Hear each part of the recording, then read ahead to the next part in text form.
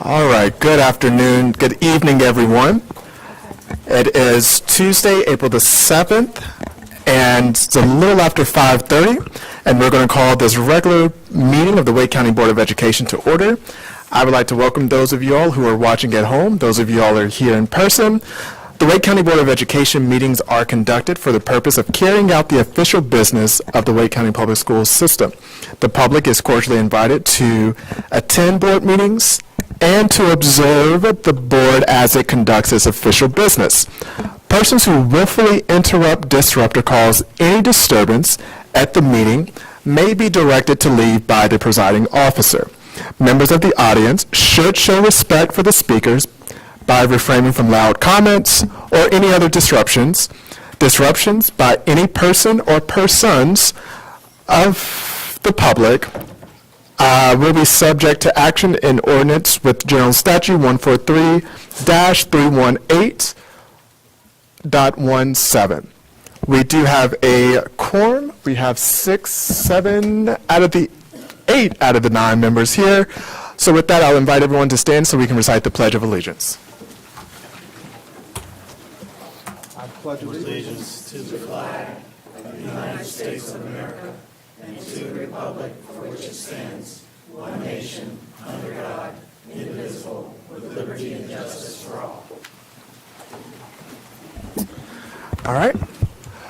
So if everyone, board members, make sure you're logged into Assembly so we can vote to approve our meeting agenda. So I'll give folks a little bit of time. Yes. Motion to approve the meeting agenda. Second. All right, so there's a motion by Vice Chair Hershey. It's been seconded by Mr. Hegarty. Any discussion, hearing, or seeing none? Voting is now open, and you all may record your vote.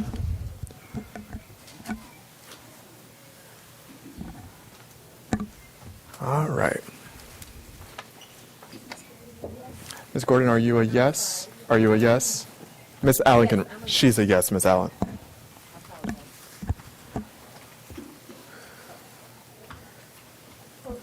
All right. Perfect. And our meeting agenda for tonight is approved. All right. So we will start with our first information item, which will be the presentation of the superintendent's proposed budget. And that will be Dr. Taylor, and welcome, Mr. Nieder. Dr. Taylor? Thank you, Mr. Chair. Tonight, staff will present the superintendent's budget. This proposal reflects careful consideration. Sorry, Dr. Taylor. Ms. Luton, can we up the volume for all the mics? Yeah. Thank you. Thank you, Mr. Chair. Give them 1 second so they can. Okay. Might need a jazz band tonight. That's right. That's right. We have a step hand from 19. All right, Ms. Allen, Ms. Luton, Chief Luton, if you can give us a thumbs up when all the volumes have been adjusted. We're good? Okay. Thank you. All right. So again, tonight, staff will present the superintendent's budget. This proposal reflects careful consideration of the local financial landscape and what I believe to be a responsible ask from our commissioners who have been super advocates of the Wake County Public School System. As staff will share, the financial landscape is vastly different from a few short years ago, and this local budget represents changes based on funding uncertainty, but as well the successes that we've had that can impact the budget. An example is having fewer vacancies, which reduce the availability of lapsed salaries, thus reducing budget flexibility. Finally, I heard from the board regarding recommendations with special education and the desire not to move forward with those changes. As a result, staff have been working to identify alternatives based on that directive. While the printing of this budget did not allow time to exclude those proposals, and they will be reflected in the document, this will not be a part of the budget and will not be reflected in the board's budget. After tonight's presentation, we will spend the next several weeks hearing from our constituents on the budget, as well as working with staff and the board on the board's final budget. As a reminder to our public, the superintendent's budget is a recommendation to the Board of Education, and only the board submits a budget to county commissioners. Additionally, the budget process is a long process, and all decisions we make concerning a final budget will be impacted greatly by the state and federal budgets. To that end, a final district budget probably won't be available until the fall, as we normally do every year, after local, state, and federal funding has been allocated. And with that, I'll turn it to staff to go through the presentation.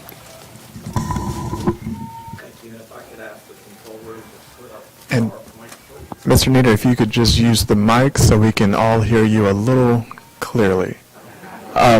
If we can turn the mics on in for the podium also, thank you. Perfect. Okay, better? That is perfect, thank you. Okay, thank you. And good evening, Chair Swanson, members of the board, and Superintendent Taylor. I see the slide deck is up. Tonight we'll present the superintendent's proposed 2026-2027 proposed budget to you. Tonight's presentation is just for information purposes. And as a part of the presentation towards the end, we will go over next steps that the board will take throughout this budget development process that Dr. Taylor referred to. And before we start the presentation on the budget document, you all should have a budget document at your space. And as we speak, it should be posted online on the district's website for the public to see. I want to take us back 4 months to early December at the board's retreat, where we gave you what we thought the budget might look like, the proposed budget. And with one exception and a little bit more granularity, what we shared with you in December is what is included in the proposed budget.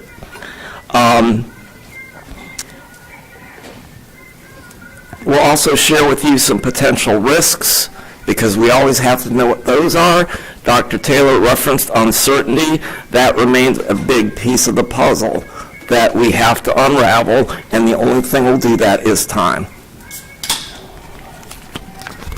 So let me take you back to a couple slides from your December retreat, where we gave you what we thought would be the landscape of the proposed budget, identified significant known issues and challenges, reviewed the potential for material uncertainties, and shared with you a timeline for the budget.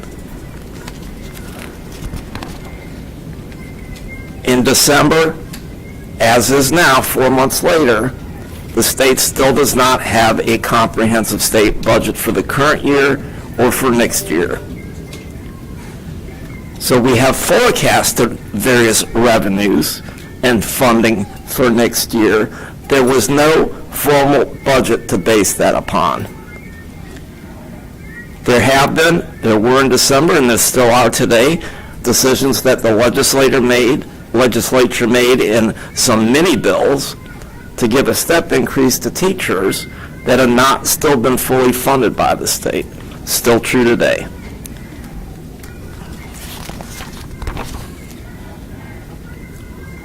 And membership changes, and you'll see more detail about this in the budget document and as we discuss the budget in coming meetings. But student membership is changing, and that will impact state funding, because the state has gone to funding in arrears, which basically says, how many students did you have last year, and we're going to give you funding based upon that for next year. So that's one of the pressures that we're facing. The state continues to have a challenge, a looming challenge, where the current income tax structure, both corporate and personal income tax structure, even the state's Office of Management and Budget has strong concerns about its capacity to fulfill the state's needs based upon income tax rate reductions. I don't know that that's going to have an impact directly on 2026, 2027, but if it doesn't, it's around the corner.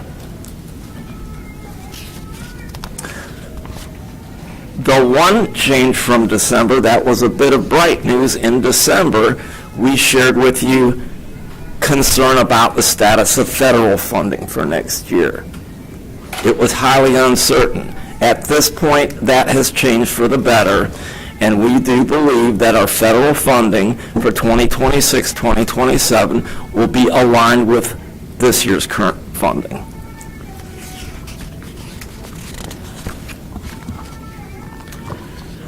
We shared with you, we knew 4 months ago, and it's still true today, that Wake County government, their capacity to generate year-over-year revenue increases was diminishing. They had already forecast that, and those forecasts have now been adjusted downward a little bit lower, even beyond what we knew in December. Wake County previously had projected revenue growth of 40 to 50 million. I think that number is maybe about half that now. And Wake County government is required to fund not just the Wake County public school system, but Wake Tech and all the other responsibilities for the infrastructure within Wake County, including EMS, the sheriff's office, the library systems. They have a lot of responsibilities. We are just one of them.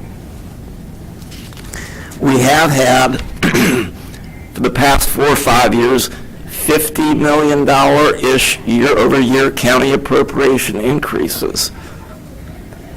That is not included in the superintendent's proposed budget.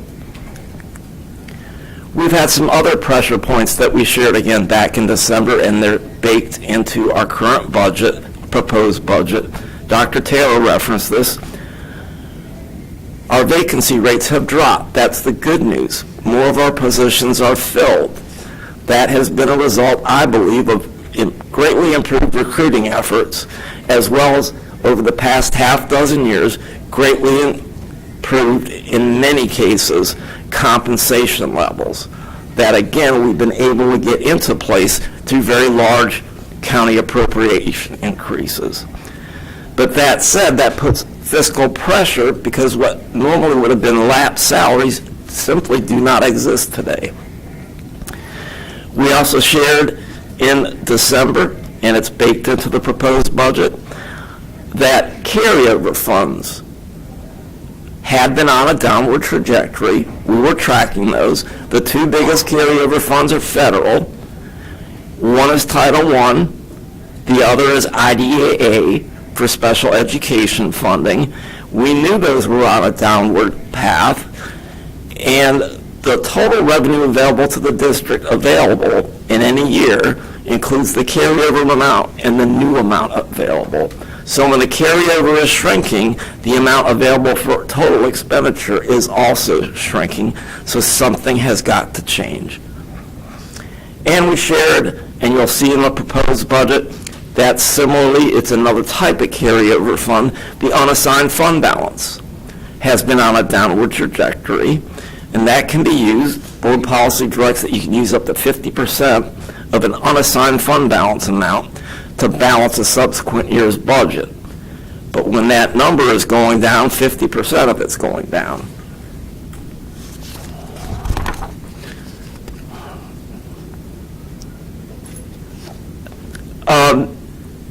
Few other pressure points that were shared back in December, and they're still listed today in the board's proposed, or the superintendent's proposed budget as a risk. Continue to have concern about the CNS operation. If that operation cannot operate in the black, the operating budget will be required to be used to make up whatever difference it is. And so between various decisions that have been made, rising food costs and rising labor costs, they continue to dance on the cusp of not operating in the black. I believe Mr. Strickland will probably be before you at some point this spring with a proposed meal price increase. Recent years' meal price increases have not fully covered the increased costs, and that's part of where we're at. So, with some of the lowest per pupil funding in the country, combined with a decade and a half of fiscal scrubbing, this budget is going to be a year of making some difficult fiscal decisions that require giving some things up or doing less.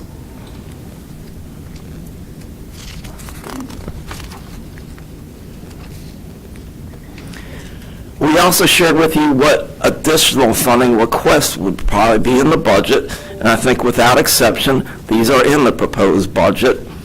We have forecast that the state will legislate a 3% compensation increase. We had a similar estimate for the current year that hasn't come to fruition yet, and we don't think it will. We also have in the superintendent's proposed budget funding to continue providing our teachers with master's degree a 10% pay differential, which is something this board approved putting into place at least a half dozen years ago, because the state had stopped that probably around 2013. And I believe that's another reason that we've got really good staffing fill ratios and low vacancy ratios, our capacity to compete. The proposed budget from the superintendent includes an increased amount of pass-through. These are local funds that come in mostly through the county appropriation, and about 11% of those local funds go right back out the door to charter schools. So part of the county appropriation that's in the superintendent's proposed budget, that increase, is not for the Wake County Board of Education. It's really for the charter schools in Wake County. We've got other lists up here. We've got a new school opening this year. That's included in the proposed budget.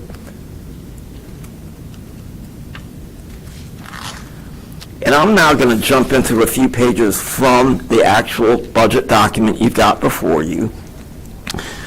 Dr. Taylor read some excerpts, I think, from his message at the front end of the budget. I'd like to read 3 different excerpts to the board and let the public be aware. This year's budget arrives at a time of considerable uncertainty.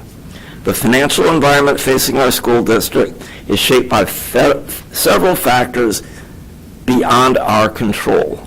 I'll remind the board and the public that school boards in the state of North Carolina have no taxing authority and effectively no control over their revenue streams. At the same time, we are facing rising operational costs and ever-evolving federal and state uncertainties. Again, we had some good news. We feel pretty certain our federal funding for next year will be stable. And at the same time of these uncertainties and rising costs, our community continues to expect, and our students continue to deserve, the high level of educational opportunity that has long defined the Wake County Public School System. The budget includes targeted reductions and other operational adjustments designed to manage costs responsibly while preserving the core educational services that support teaching and learning.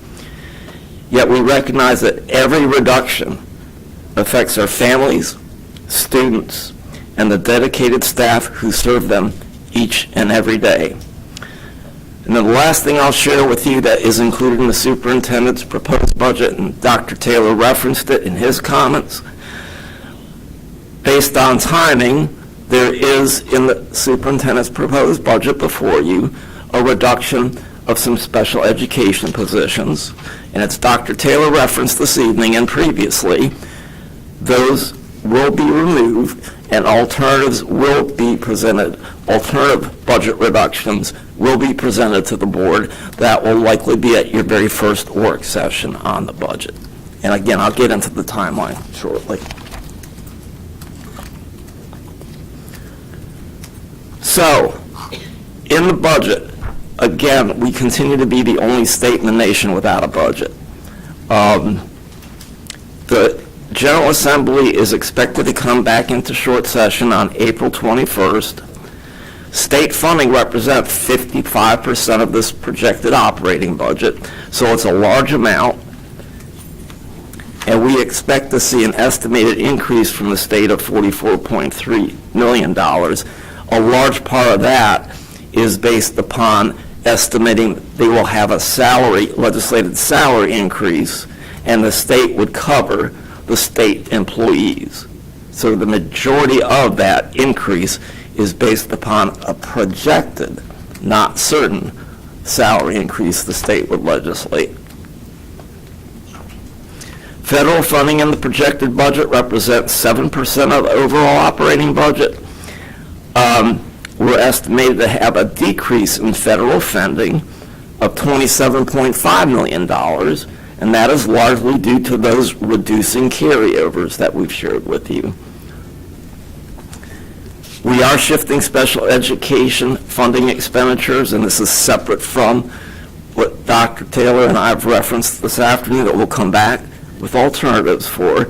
But we have requested local funding from the county to backfill for these lowering carryover amounts. And again, at your very first work session, we will present alternative budget reductions, I will state though, to those that were included for the special education. Local revenues in the proposed budget support 38% of that total budget, and of that 38%, 34% is the county appropriation. And again, I just note at the bottom of this slide that should child nutrition not operate in the black, that local funding will be required to backfill any such dollars, and without asking the county or some other source for additional funding, that will be require making other funding reductions to cover a portion of the child nutrition program. Dr. Taylor's proposal to the board, which in turn will ultimately become the board's proposal to the county commissioners, includes a request for a $25.3 million increase in county appropriation. One of the things that increase will have to cover is the continuing shift of the portion of Wake County charter students to total Wake County charter and public school students. Anytime we get an increase in local funds, a piece of that has to go to the charters. But then when that ratio changes, the amount per student also goes up.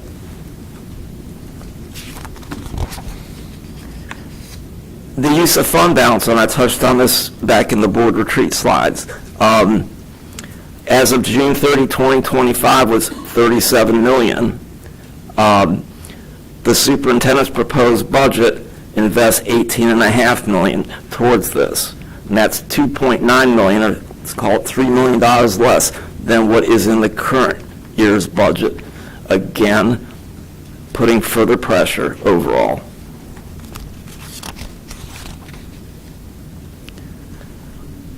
There is local funding also requested based upon a projected 3% legislated increase, and that includes $14 million overall based on that 3% increase, based on increased costs to continue to provide master's pay, differential to our teachers.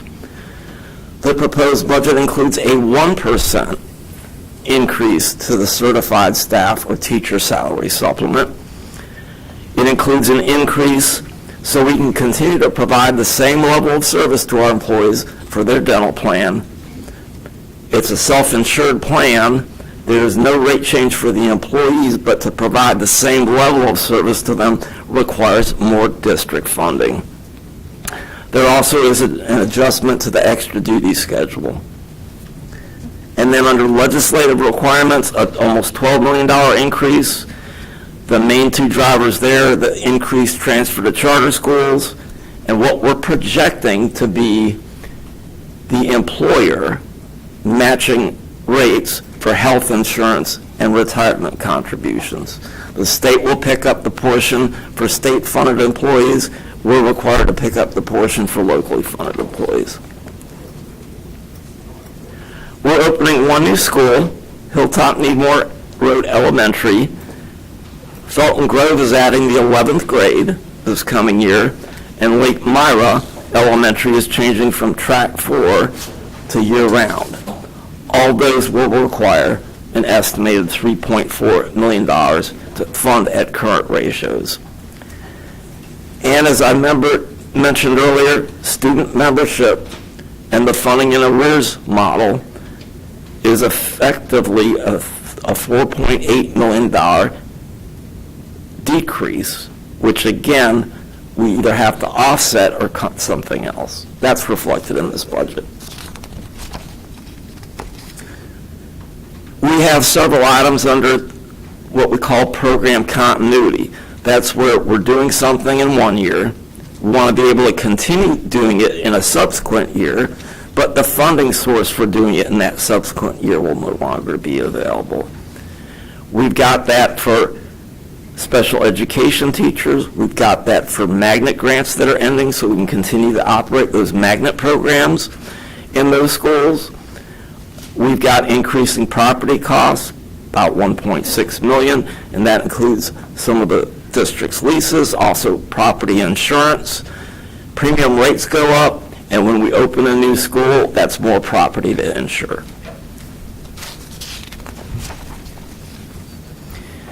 And on this slide, you'll see some of the strategic budget reductions. You'll see additional recommendations at your first budget work session.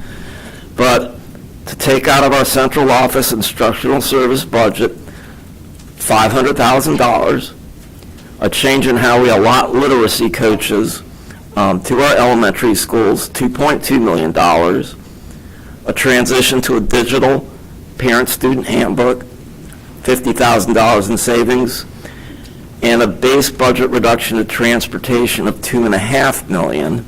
And we believe that can be implemented without impacting the services provided. And that was done based upon a multi-year review of their revenues versus expenditures.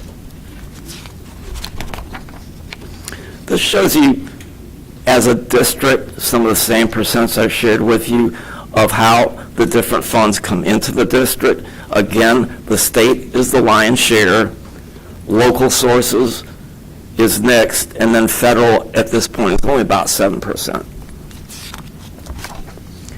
And this next chart shows where the funds are going. 87% of that operating budget goes directly to the schools. An additional 4%, that orange slice, goes to facilities and operations, and I would posit that really goes to the schools because included in that are the utilities that pay for the utilities in all of our schools, are the maintenance and operations that support all of our schools. Including that orange wedge are our yellow bus transportation systems and our contract transportation systems that transport our students to and from schools, and also in that orange wedge are our child nutrition operations. And then you can see the other departments. And this shows on this slide a charter pass-through at 4%. That's 4% of the total operating budget, but charters receive their state funding and federal funding from the Department of Public Instruction, not through Wake County. So when one looks at the amount that Wake County pays to charter schools, it's based on local funding. It represents 11% of our local funding. A few risks. There are several pages of potential risks, and the reason we put potential risks together is we don't live in a static world. Things change, and there is uncertainty. You've already seen uncertainty through this presentation. What the status of what the state may or may not do is having a budget for this year or next year. But the three I highlight for you tonight: child nutrition, I've already mentioned that, legislative requirements, if the benefit rates that the state legislature sets for retirement contributions and or health insurance contributions, if it's higher than what we projected, we will require more funding than what's included in the superintendent's proposed budget.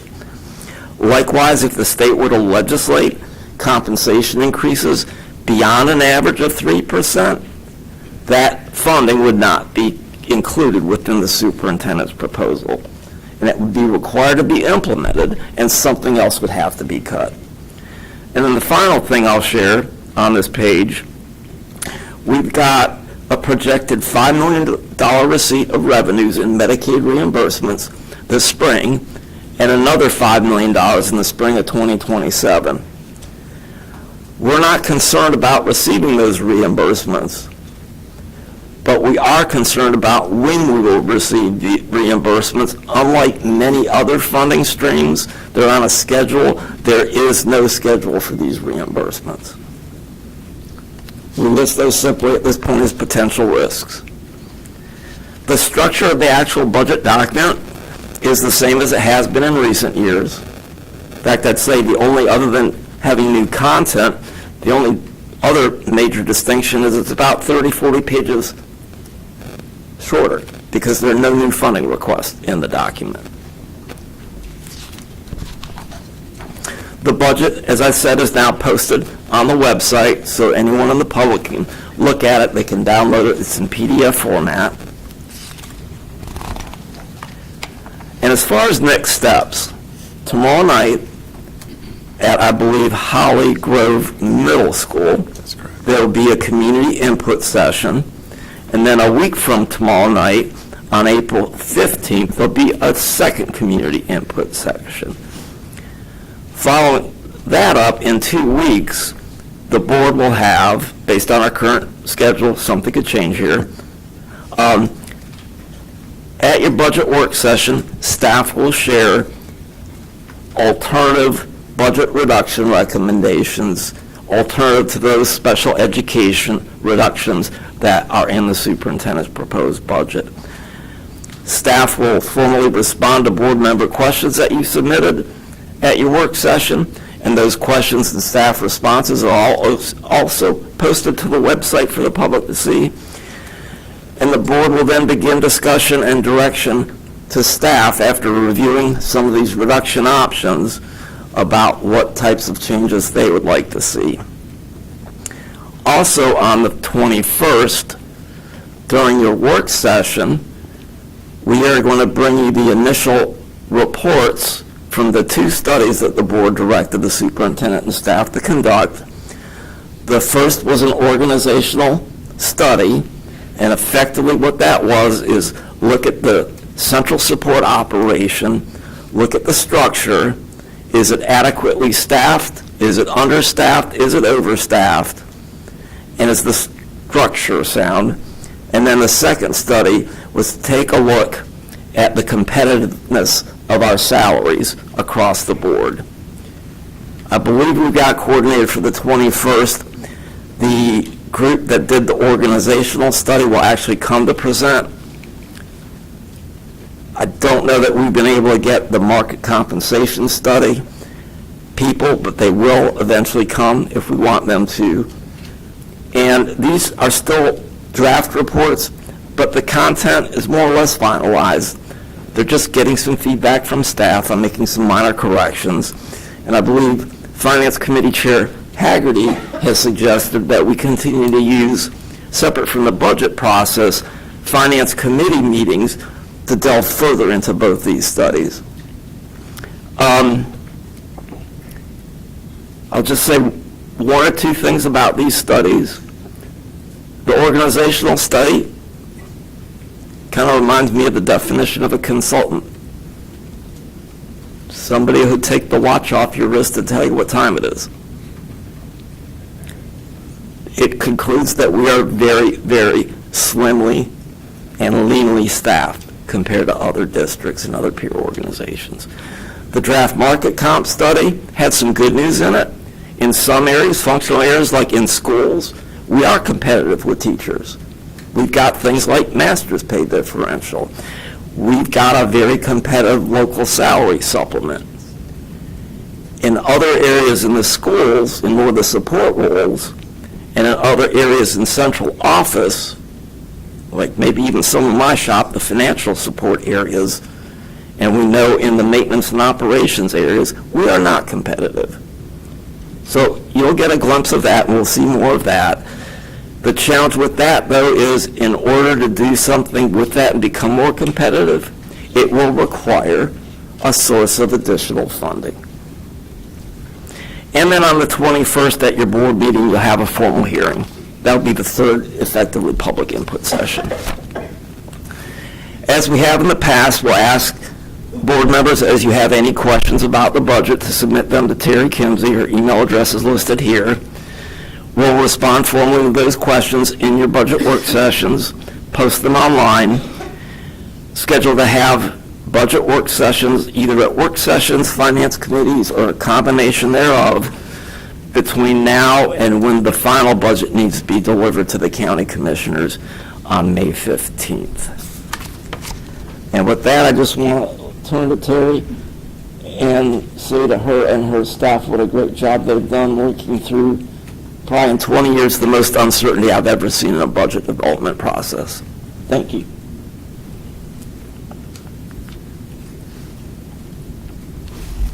That concludes my presentation. Thank you, Mr. Nieder, and to Ms. Kimsey and all that has done the work to move this budget forth. And also thanks to the superintendent for listening to the board and finding those additional adjustments. So we did not make cuts to special education. And so Ms. Kimsey's email has been there, and board members, I would just ask if you could send your questions to Ms. Kimsey by Friday, not this Friday, next Friday, so we can have those in time for that budget work session. And to the public, the budget hearing will take place at 6 p.m. at Holly Grove Middle School from 6 to 7:30. So thank you, Mr. Nieder, and we look forward to this process. And I will say this will be a long but short process, so we can get our budget to the commissioners by the 15th of May. So we have some challenging work ahead of us, but that is what we are elected to do, is to do the hard work and to do what is just and what is right. So thank you, Mr. Nieder. Thank you. All right. So we will now turn to our public comment portion. We have no students or folks, but I'm going to read the script as it is. Students will be heard first, following the speakers who are commenting on tonight's agenda, and then speakers commenting on other topics. Only the person speaking at the podium will be able to stand. Again, all attendees that are not speaking are to remain seated. Concerns related to personnel issues or student matters may be addressed through our applicable WCPSS personnel, the grievance policy, or any other applicable policy. The board welcomes all points of views, including criticisms directed at substantive ideas, actions, and/or procedures. However, the board's public comment policy also requires that the order and decorum must be maintained. In the spirit of maintaining order and decorum, speakers are encouraged to address their concerns to the Board of Education and must refrain from personal attacks, insults directed at the board, individual board members, staff, members of the general public. All commenters are asked to remember that children are attending these meetings and or watching these meetings, and to keep your comments substantive and civil. Please remain at the podium during your speaking time. Any materials that you would wish to share, you may sit it at the table that is sitting there out as you walk in, and we will make sure that that gets to the board. During public comments, you may speak up to 3 minutes. Please note that the microphones are adjustable, and when you begin to speak, the green light at the podium will illuminate. That will indicate that your time has begun. A yellow light will light up, indicating with an audible tone when there are 30 seconds remaining of your time, and when your time is up, you will see a red light, and you will hear another audible tone. When your time is up, the next speaker will be called to the podium. Speakers are asked to respect the time limit and to speak no more than 3 minutes. So we also will have, I think our speakers will be listed, yes, and you can see where you are. And so we will start with our first speaker. Please make sure that you state your name, and we will go in the order that is projected on the screens.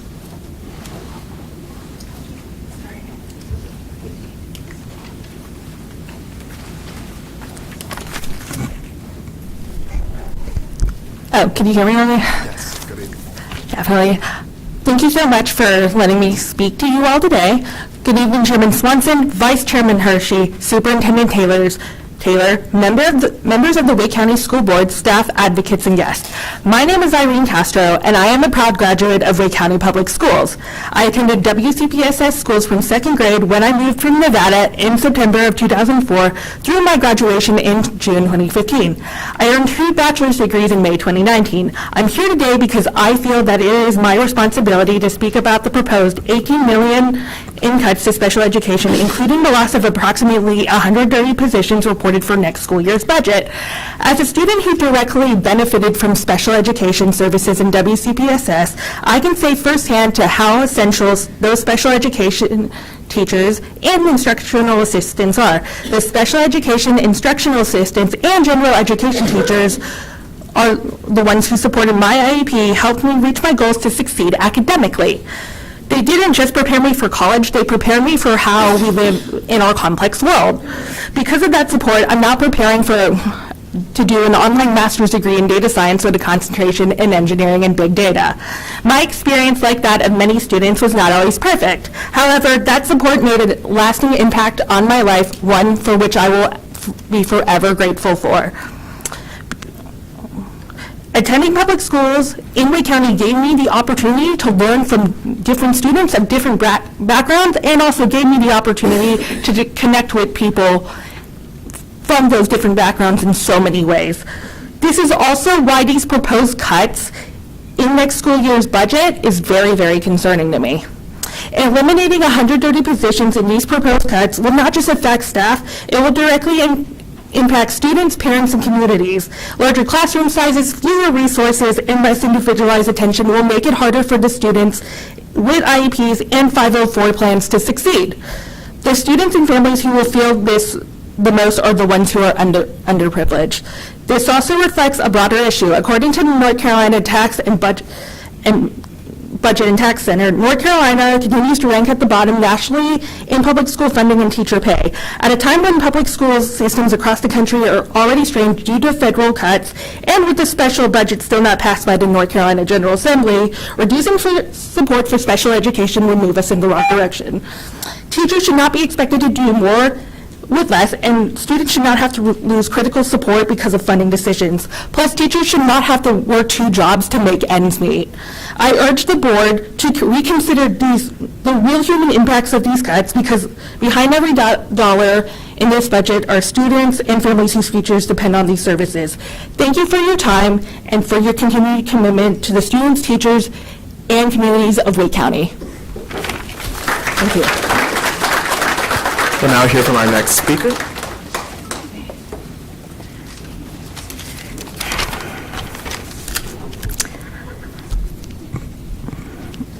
Good evening. I'm a parent of 2 public school students. My name is May Mitchell. I'm grateful that Wake County provides a forum for parent and professional input, and I want to thank the board members who have shown integrity by standing against proposed cuts that disproportionately impact our most vulnerable students. Across the district, student needs are increasing in both intensity and complexity, and the current staffing structures and caseloads are not sufficient to meet those needs consistently while also maintaining safe learning environments and supporting staff well-being. According to Wake NCAE, several areas need immediate attention. First, behavioral support capacity. Schools would benefit from at least 1 additional behavior support position per building. District-wide, approximately 200 behavior interventionists are needed to align staffing with documented student needs. Establishing school-based behavior response teams would strengthen prevention, consistency, and crisis response, and clear systems must exist to support staff with safety and de-escalation. Second, special education program infrastructure. Creating and funding special education program specialists or coordinator roles would improve compliance, IEP and 504 development, and scheduling, and this would allow teachers to focus on instruction where their expertise is most needed. Third, staffing stability. Increasing SPED incentive pay would help address persistent vacancies and improve retention. Stabilizing the SPED transportation workforce is critical to student safety and access to education. And last, caseload management. Reducing SPED caseload caps below state limits would allow for more effective, compliant, and responsive services When needs exceed these caps, systems must exist to allocate staff rather than overburden educators. Addressing these issues supports not only students with disabilities, but also educators and staff, more effective, compliant, and responsive services. They're foundational for inclusive and effective instruction, which I think is the basis of public education. I do want to address Dr. Ning directly of comments made at the last session that came across as dismissive and disrespectful to families advocating for their families. I am a daughter of a Chinese immigrant, and I would hope that you would recognize the moral and societal value of educating all students.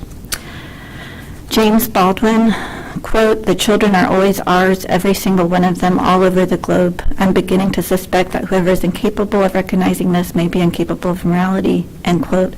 I believe this principle must guide this board's decisions. And as we approach AAPI Heritage Month, I also hope there's recognition that many of the rights that we benefit from today were secured from the labor of Black organizers, and that equity requires both acknowledgement and action. Thank you for your time and consideration. Thank you. We'll now turn to our next speaker.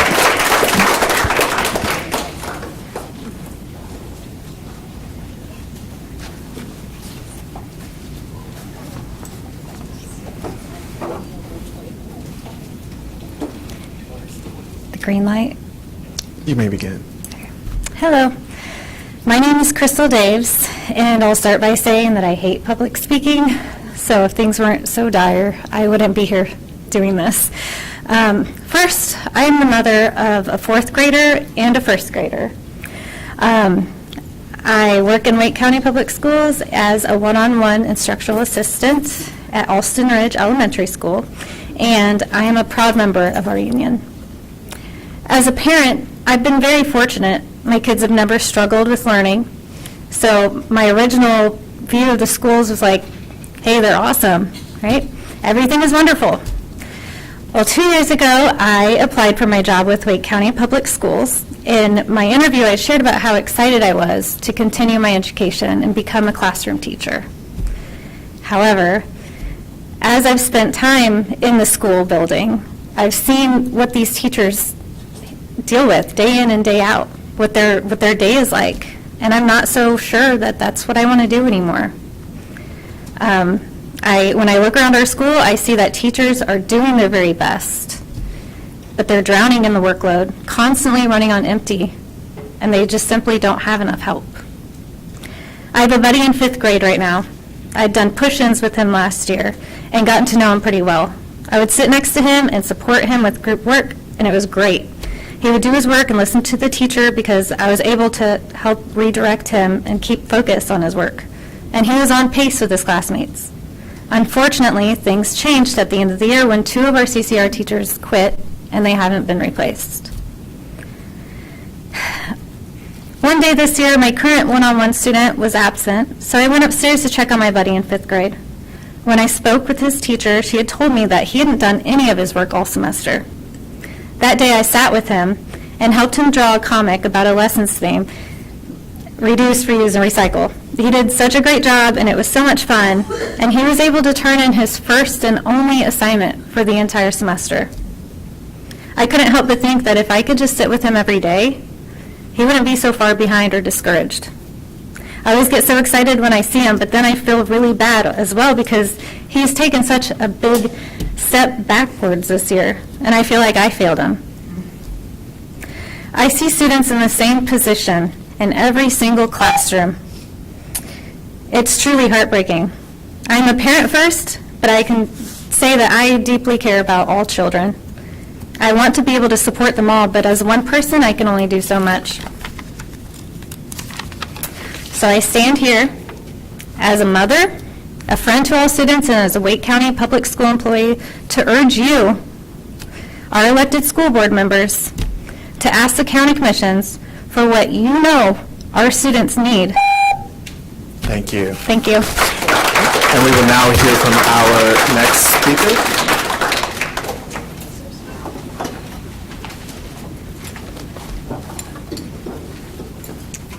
I second Crystal's comment. The introverts are coming out to speak, and you know it's dire. My name is Elizabeth Marshak. I'm a teacher and parent at Lufkin Road Middle School. I've been a math teacher for 15 years, and it breaks my heart to announce that at the end of this school year, I'm walking away from teaching. I've reached my breaking point and feel as though my mental health cannot carry me through more time in the classroom. But tonight, I'm a math teacher, and I'd love to talk to you about numbers. A few weeks ago, an $18 million budget cut out of special education services was announced via email to an incomplete list of SPED staff members. It's absolutely delusional to believe that the community would just accept that without putting up a fight. Wake County and North Carolina seem to have very interesting priorities when it comes to investing in education. Per the Education Law Center, North Carolina received an F in funding level, spending $5,600 less per student than the national average.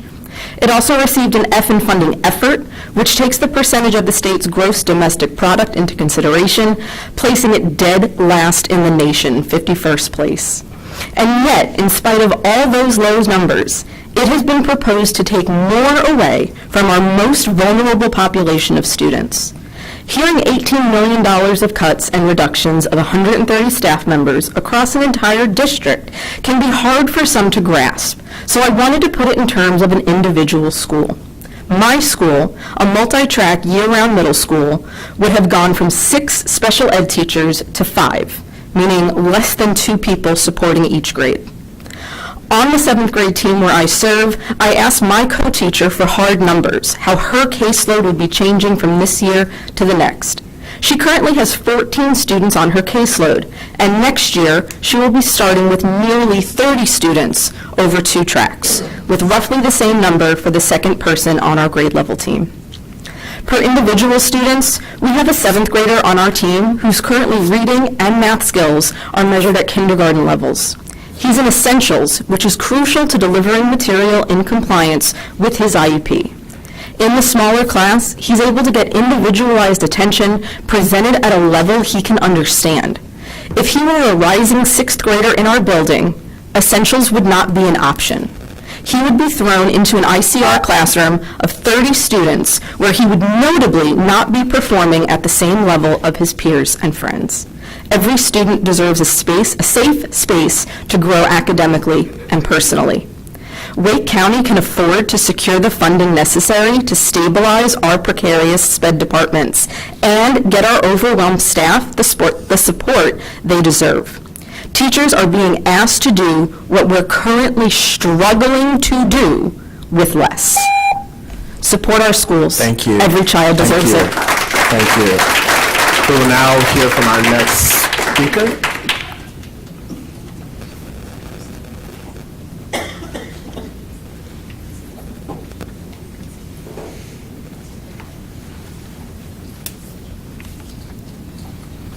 Hi, my name is Sarah Shiflett. I've been a cross-categorical resource teacher at Knightdale Elementary for 2 years, and I'm currently getting my master's in special education at NC State.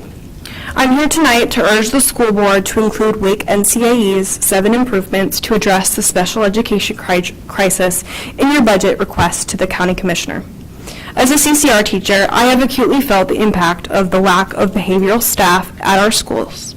Countless times I have been working with a small group of students, helping them with their literacy skills, and I've had to leave to go help a student in crisis. Earlier this year, I had a student who had behavioral struggles and needed consistency. He has a hard time with transitions, and specialist classes was always a challenge. 1 week last fall, he refused to go to specials for 4 days in a row. Specials were not a place that he felt regulated in, and so I arranged for him to come to my classroom since his teachers were in planning. While I had him in that space, he was vastly dysregulated. I was trying to teach decoding and phonics while he was in the classroom having a really hard time. The students who I had pulled weren't learning, and so I ended up having to send them back as a result of that student needing more support. The student was at max resource and spending a few hours a day in the EBS classroom, but the teacher in that classroom was brand new, got overwhelmed, and ended up leaving before winter break this year. I knew this student needed full day EBS, and just when I had enough data and submitted that request, I found out that his parents had decided to transfer him to a private school for students with disabilities. I felt defeated. I respect the parents' decision to pull him out because we were not meeting his needs. Even still, I miss this student. It's really quiet. He wasn't very loud, but his absence is felt, and more resources and adequate support might have led to this decision not having to be made.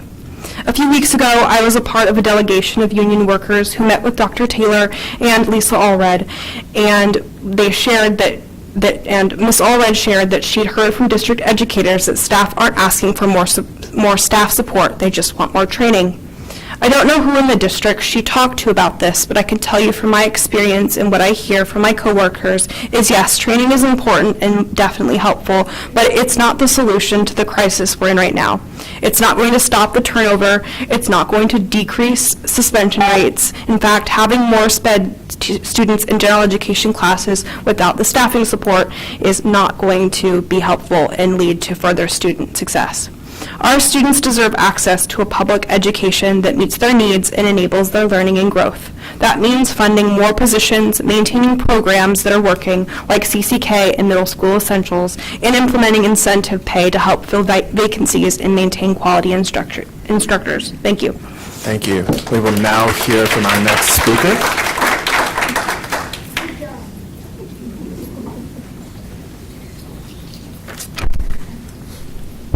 Good evening. My name is Abby Johnston. I am the parent of Miles, who is a current sophomore in Wake County Public School System. I'm also the daughter of a public school superintendent, so I understand these long board meetings. On the first day, my son was a participant in the CCK program in 2015. And on the first day of his program, Miles's teacher, Craig Servney, made a promise to our class of parents that every single student would be reading by the end of the year. And I want you guys to understand what Miles was like in that moment. He wasn't speaking. He wasn't potty trained. He was on a continuous 24-hour feeding tube. The idea of him reading, no less, let alone speaking, was incomprehensible to his father and me. But by the end of the year, Mr. Servney kept his promise. Miles was reading. But Mr. Servney didn't just teach Miles. He taught me. I remember saying to Mr. Servney one day, Miles can't do that. And Mr. Servney said, he smiled and said, you forgot to include the word yet. Yet. One small word that replaced a ceiling with a horizon. I remember it changed my thinking. It changed and unleashed my power of what a growth mindset is supposed to be. The belief that where a child is today is not where they have to stay. That progress is always possible, given the right support and the right teacher. Programs like CCK don't just teach children, they teach parents. That's why I'm heartbroken. I'm heartbroken about the proposed $18 million cuts in our special education program. Cuts that are going to eliminate 130 teacher positions, balloon caseloads, and programs like CCK. Critical programs like CCK. These aren't abstractions. These are children. These are families sitting exactly where mine was back in 2013, terrified and hopeful and trusting that the school system will show up for their kids. The federal government, since 2015-18, Wake County has cut its support of special ed by 40%. My son and my family have paid the price. I no longer see optimism in teachers like I saw in Mr. Servney. Instead, I see weary, exhausted teachers being asked to do more with less. It's not the fault of the amazing teachers who choose to teach our children. It's so sorry, that is your time. Okay. So sorry. Thank you. Just please, I implore you, don't cut what can't be replaced. Don't cut what cannot be replaced. That is your time. Thank you. Thank you.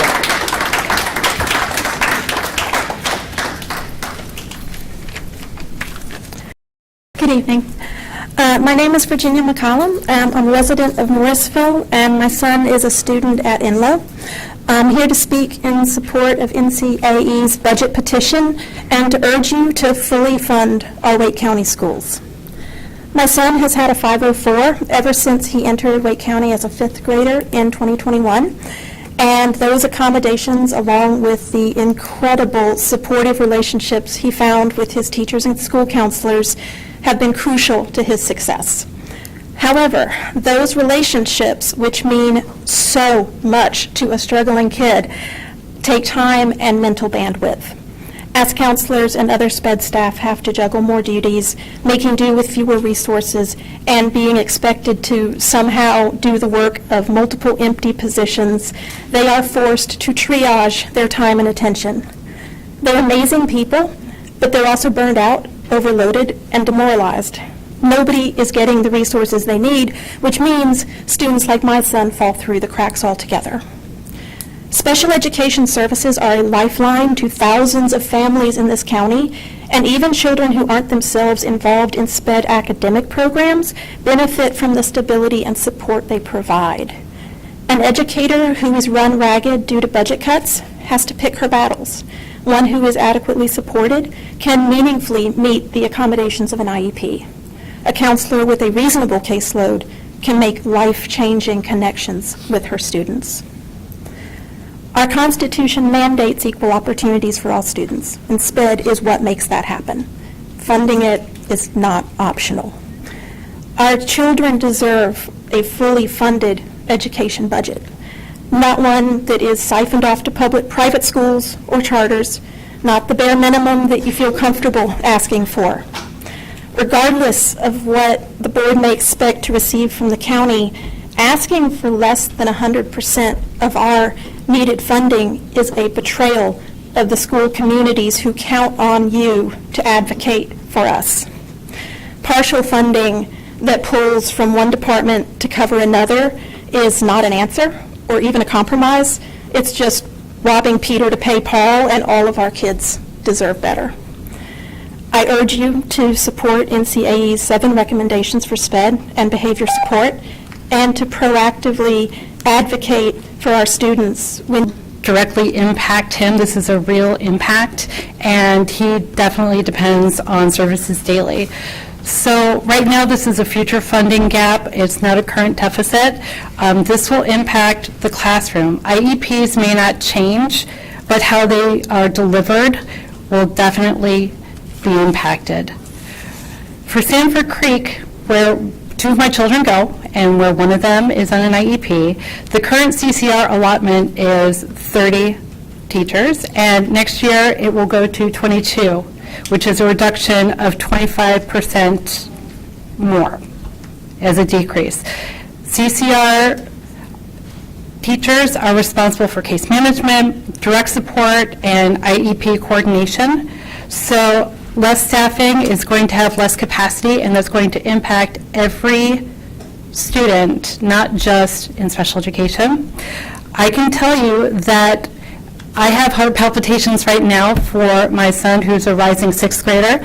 I haven't been through middle school yet with a child on an IEP, and as recent as yesterday, I was contacted through Talking Points that this transition meeting is not going to happen until after track out, because this person is currently working through all the current annual IEPs, and next they're going through preschool IEPs, and then, of course, there is no conference room availability or administrator's time. So this is why we're not able to meet in May, and this is just the current caseload. This is not even looking at the impact with reduced capacity. So there will be larger caseloads, less time per student, slower responses, and more teacher strain. And this is discouraging to me as a parent, but also all around. I love our school district. I love our teachers. We need to support them in every way that's possible. And we need to preserve services. It's not preserving services with these budget cuts. It's diluting them.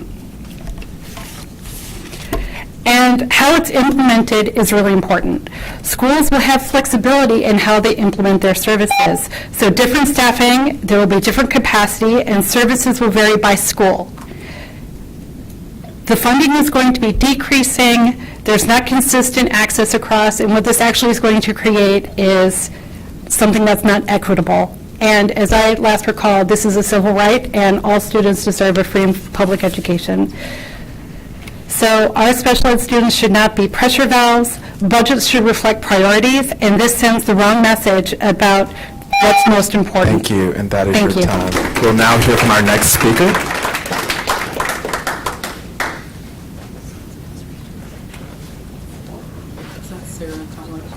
And our next speaker is... Sarah's not here. Okay.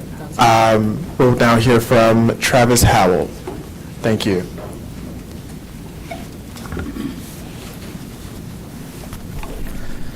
Good evening. My name is Travis Howell. I'm the proud father of two amazing children with disabilities, and we're part of the Wake County Public Schools community. I'm an Army combat veteran and a small business owner. My wife grew up here in Cary and graduated from Green Hope High School. I fell in love with North Carolina while stationed at Fort Bragg, and after meeting my wife, I knew this is where I wanted to put in roots and raise our family. My career took us out of state for a few years, but the moment an opportunity to return arose, we moved back to Wake County because we believed in the schools here, that they would have the resources and support our family needed to help our eldest, who is autistic, recover academically after setbacks made worse by the lack of support during COVID. My sixth grader will be deeply affected by the decision this board makes after today. She's the kind of kid who's falling through the cracks. She's upbeat, bubbly, a rule follower who adores her teachers, yet she also lives with a learning disability we've not been able to fully address. We've watched her fall further behind because of ongoing gaps in funding and support over the last several years. This is an excerpt from my daughter's IEP. Quote, "Her deficits in reading, writing, and math impact her ability to be successful in her general education setting. Even with significant scaffolding, modifications, and teacher support, she is often unable to demonstrate her understanding of grade level skills and concepts." End quote. Though she's a sixth grader, academically she's currently at a fourth grade level. The middle school essentials classes for reading, math, and ELA are her lifelines. Thanks to her outstanding special education teachers, she jumped an entire grade level in just 6 months. And as my daughter has transitioned to middle school, she's becoming painfully aware of her differences and struggles to grasp sixth grade concepts in her mainstream classes. Most days, she feels lost and overwhelmed, draining her self-confidence. This past fall, she was diagnosed with OCD, and her mental health has deteriorated as the academic strains outside her essentials classes have mounted. We've requested an additional aid in her mainstream classes, but the only support being offered is for her current teachers, who already have 120 plus students, to then take on additional responsibilities. Our teachers are stretched too thin to meaningfully modify lessons for kids like mine.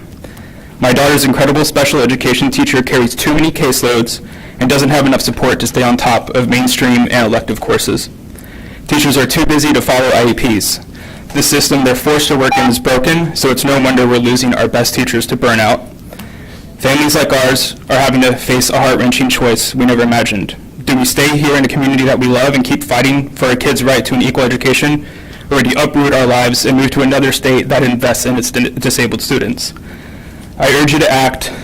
Please invest in the resources, the staffing, and the services that allow every child to learn, thrive, and belong. Thank you.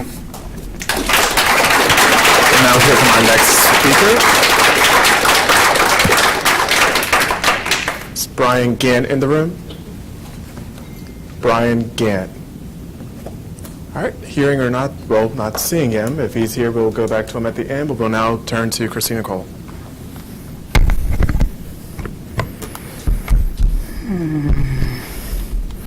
Good evening, everyone. I'm Christina Cole, a proud product of North Carolina Public Schools and a special education teacher here in Wake County, currently serving as the Wake NCAE president. With the poorly written email and haphazardly delivered email to SPED staff 3 weeks ago, and then the specially called meeting, our petition demands have been lost in the sauce. We've been saying no cuts for weeks in response to the whispers of a restructure, but have been talking to decision makers, you all, for months about our proposed solutions to addressing the ongoing crisis in special education. Wake NCAE talked to thousands of workers who signed on to our petition over the last 5 months because the need for more staff, more pay, and more protections around working conditions is deeply and widely felt among all staff, not just special education staff. We have not and will not forget about the real solutions we're proposing to stabilize our special education programs. And after the specially called meeting 2 weeks ago, thanks to the leadership of this body, we're glad to hear that the district administration and school board are not willing to make cuts to special education in this budget request. However, let it be known that there have been small cuts to special education year after year, and any cuts, including and especially programmatic cuts to CCK and essentials, will only exacerbate an already strained system past its limits. And though there's been a promise to maintain special education in this budget, it's clear there will be cuts elsewhere. Alternative budget reduction options will undoubtedly impact student learning conditions regardless of the department. If the district and school board decide to make preemptive cuts, that is a choice. It will be a choice to prioritize what's been said in closed-door meetings rather than making clear the urgent needs of our students and staff by asking for what we need. That's a choice to ignore thousands of staff, parents, and community members telling you what we need. I stand before you during yet another budget season, urging you again to finalize a budget request to the commission that asks for adequate funding without cuts by another name or alternative budget reduction options. And I'll say to you in closing what we often hear from you all. Let's take this fight to Jones Street on May Day. NCAE's Kids Over Corporations campaign demands the General Assembly put kids first by getting per pupil spending to the national average, by ending corporate tax breaks, and reclaiming our democracy for every North Carolinian. So I'll leave you with a couple questions. Will you join us on May 1st on Halifax Mall, shoulder to shoulder, to tell legislators that this is the toughest budget season you've ever seen? Will you pass a resolution with stronger language adequately calling out the General Assembly's privatization scheme? Better than legislative agendas is action. Ask for what we need and join us on May 1. Thank you. We will now turn to our next speaker, which looks like it's Mr. Grant. Sorry, Daniel Grant King.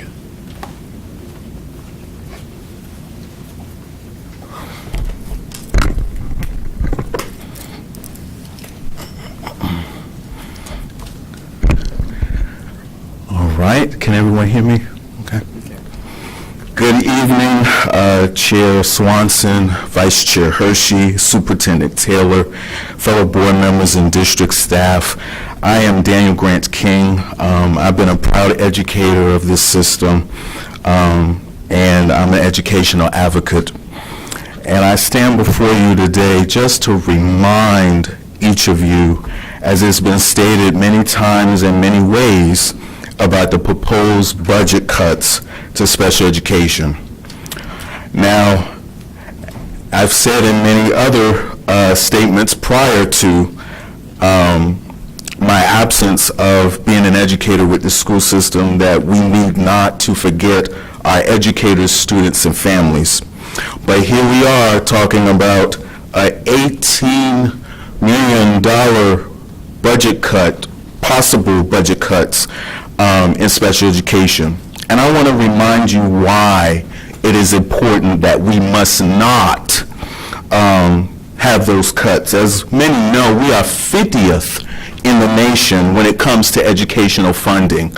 And once again, we are seeing left and right, and of course district staff came before us last Tuesday, I believe, in a very special called meeting, reminding us of that possibility. And then, of course, within Easter weekend, we see the Supreme Court at the state level determined that after 770 days So just imagine they decide now to overturn the Leandro ruling. And so as a result, if these cuts are imposed, that means that we are going to be looking at a deeper reduction, because let's not forget, Leandro supports special education as well, amongst federal dollars, state dollars, and local dollars. So my question to you, board members, is will you make sure that our classrooms are protected? Will you make sure that educators are supported? And will you make sure to continue the fight to make sure that students receive the education that they are entitled to?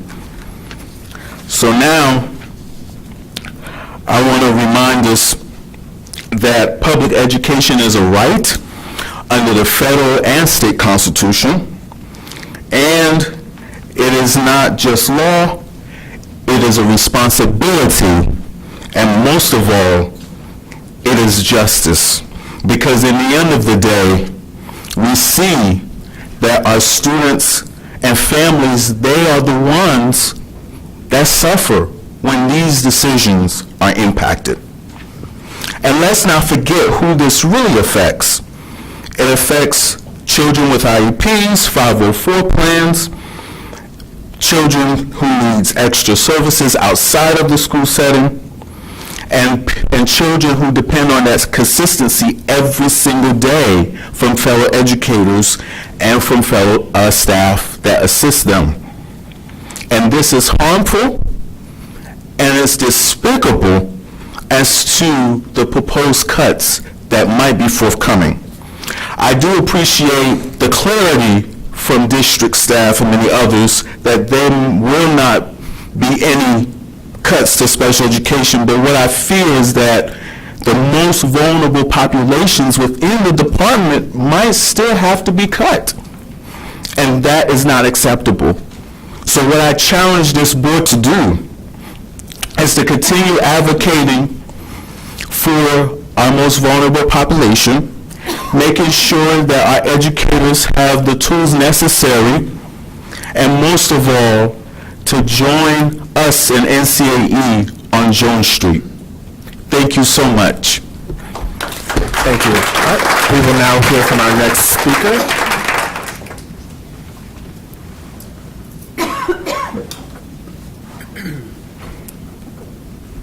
Good evening. Hi, my name is Kristen Wallingford. I live in Fuquay-Varina, which is in District 2, represented by Christina Gordon. My son attends Enloe High School, which is represented by Toshiba Rice. In addition to being a proud Enloe parent, I am also here today as a professor of Wake Tech Community College.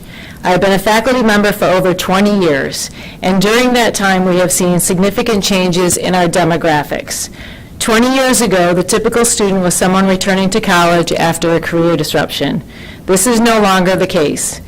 Today, one major trend is the increase in younger students who are trying to save money and obtain an associate's degree before transferring to a four-year college. Another trend is the growing number of high school students taking college courses through the CCP Career and College Promise Program, which provides two pathways, college transfer and career technical training. This board has demonstrated a strong commitment to the CCP program.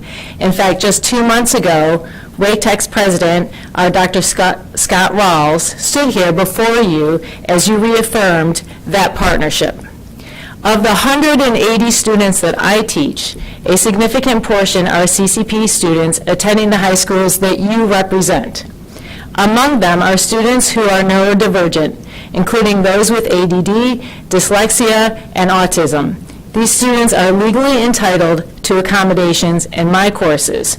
These accommodations need to be implemented through our DSS, Disability Support Services, which require proper documentation, much of which originates from high school special ed departments. Special ed serves a diversity of students with needs ranging from foundational life skills to college preparation. Cutting funding to special education would have a devastating impact. From early childhood education, CCK programs, through middle school interventions, these programs have measurable long-term benefits, including improved college readiness. No one can argue that students in special education cannot achieve great success. Take, for example, California's Governor Newsom, who has dyslexia and attended a local public school. His dyslexia is so severe that he avoids reading prepared speeches, as it is difficult for him to read and speak simultaneously. Today, he leads the 4th largest economy in the world. Imagine the potential leaders in our schools. These students deserve strong special ed resources, not only because it is the right thing to do, and not only because it is federally mandated, but because your commitment to the CCP program depends on it. Without early support and intervention, students arrive in my class with less preparation, if any preparation at all. Please align your actions with your commitments. Thank you. That is your time, and we'll hear from our next speaker.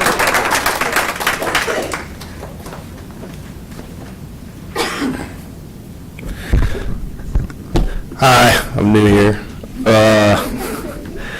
My name is Brian Grimes. I am new in this building, I guess, but I grew up here in Wake County, and I went to school here, and not a lot has changed, apparently. I grew up in poor neighborhoods here. I grew up next to Mayview, next to Chavis Heights, and I didn't have hardly any choice in where I went to school. There wasn't any room for me in AG when I was tested and passed. And now I have a daughter, and she's in kindergarten. And earlier this year, she was evaluated for an IEP, and she's not quite there yet, but she's on the radar. And to hear this news about budget cuts is just disheartening. We live in one of the richest counties in the nation, and we should never be discussing cuts. And yet, since I was a kid, every year we're discussing cuts. For 30 years, we're discussing cuts. We need to come out and go to Jones Street and deliver a strong message that we should not be talking about cuts anymore. Every year my taxes go up. Every year my property values go up. We pay more money to have funding go to school vouchers, to charter schools, and I know they're publicly funded, but public school is a gift. When I was in 9th grade, I was in a single parent home, and my mom died in 9th grade. And I basically didn't have anything. I was an orphan.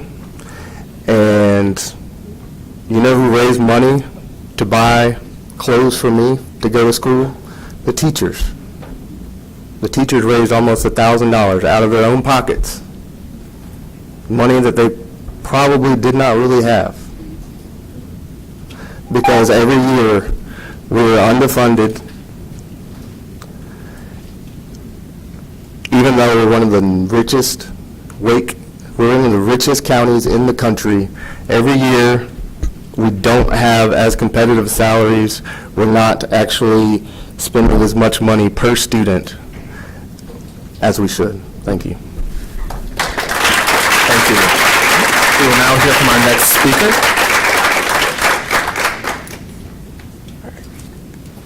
Is Sandra Templeton in the room? Sandra in the room? If not, we'll go to our next speaker. Ms. Sims.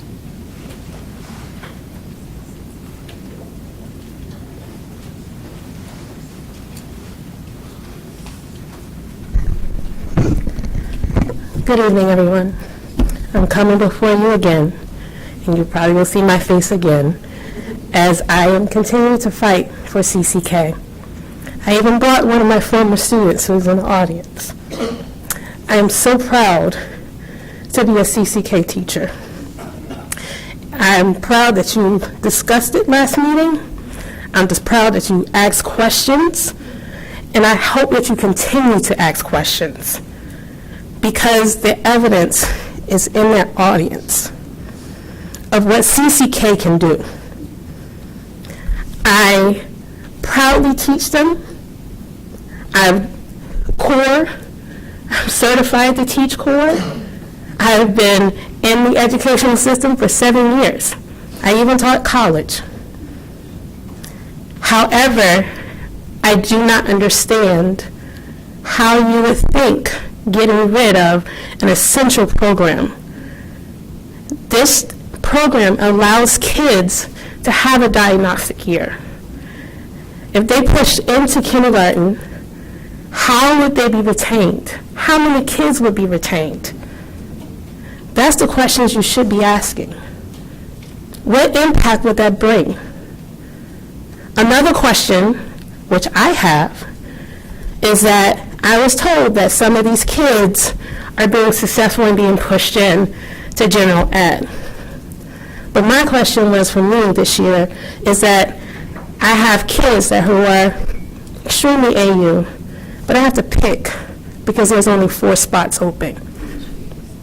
I have to pick which child needs to go.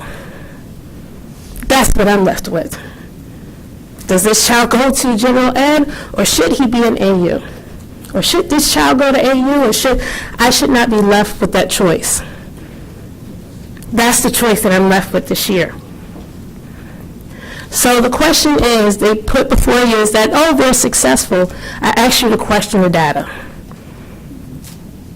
Really question, dig deep into that data, and ask questions if there's accurate. Someone proposed, did they talk to CCK teachers during the meeting? No, they did not. They just told us that the program was gone. We'll have HR call you, and we'll help you find a job. Think about these kids. Put these kids first. I would love for my kids to be successful. To see my kids every day to walk in that classroom makes me sad that this program is about to end. This opportunity for them is about to end. And yes, they do get pushed in.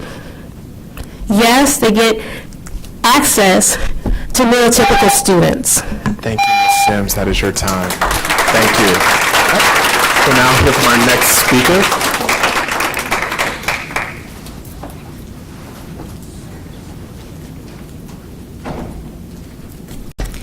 Evening. My name is Daniela Warden, and I'm a Wake County parent of 3, 2 of whom receive special ed services.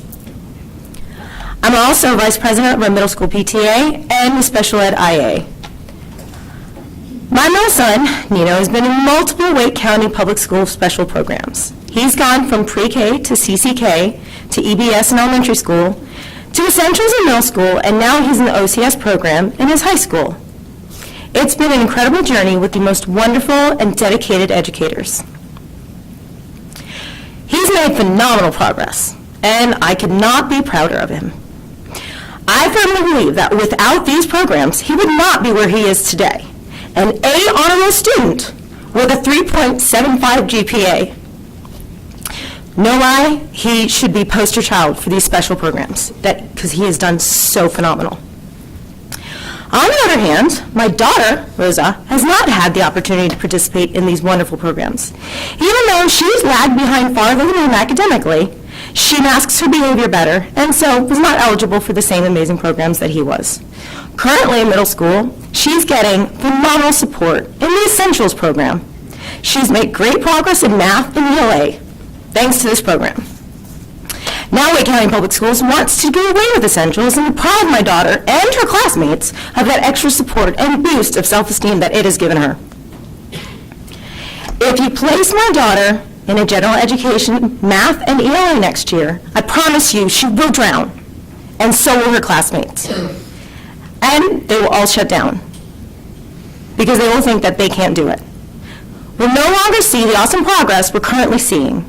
I've been working as a substitute and a special education IA for the last 5 years, and I've been volunteering in the school system for the last 11. I know what happens. I see what goes on. I know how it works. I see firsthand the progress these kids make in these programs every single day.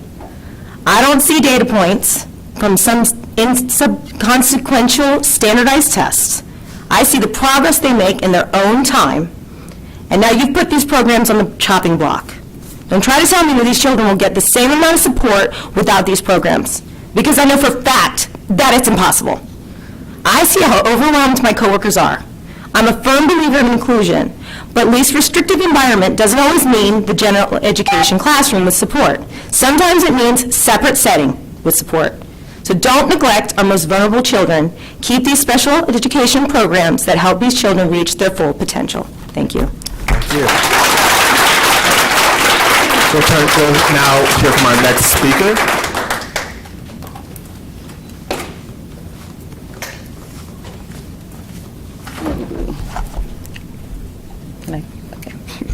I'm a little taller. Good evening, everybody. My name is Dashika Williams. I'm the creator of a program called ABC for Teens. And I guess I was coming at the budget approach from a different angle, so it won't be aggressive. Basically, what I was suggesting is that Wake County approaches some of their social emotional learning programs from a universal standpoint. Instead of each school implementing this SEL program or this organization, why not have one so the budget could be less if it's just one flat budget across the board per school. So with the ABC for Teens program, it is a social emotional learning program dealing with topics from A to Z. It's a 26-week program. A to Z as in A, the first week would be talking about alone. It allows the kids and the staff actually to participate. It creates job opportunities for behavioral health therapists and social workers. They use it as an internship program that they volunteer for to get their hours to complete school for their master's degree or bachelor's degree. And with that, they're meeting with the kids and they're discussing each topic. So the first 15 minutes, they might talk about what makes you feel alone, what are the causes, what are the solutions. They do a self-check. In the last part, they're doing art. So they might do peer-to-peer interviewing. They might get up and do public speaking in front of their peers. They might do art, literary work, poems, drawing. One kid drew himself in a corner, balled up, and said he felt like that because his parents divorced. So when he's at home, he feels like he's just balled up in a corner, even though it's not, reality. So that was what I wanted to introduce, is if we could do a SEL concept, budget-friendly for Wake County as a whole, universal. Just a thought, and if you guys had any questions, I'll leave my information for you. Thank you for listening.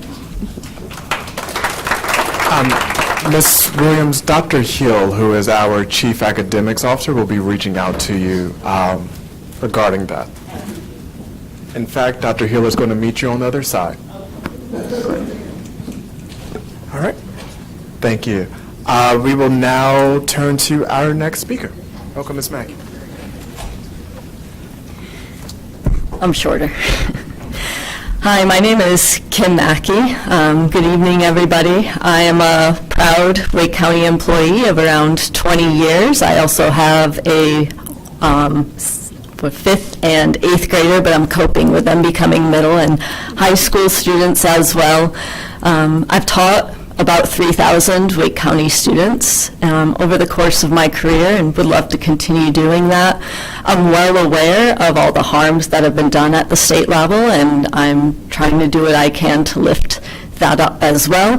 That includes doing a lot of math and pushing back on some of those false numbers. As an economics and personal finance teacher, I'm well aware of scarcity and budgets and things like that. But really what brings me here is a miscalculation that I haven't really noticed from this building in about a decade.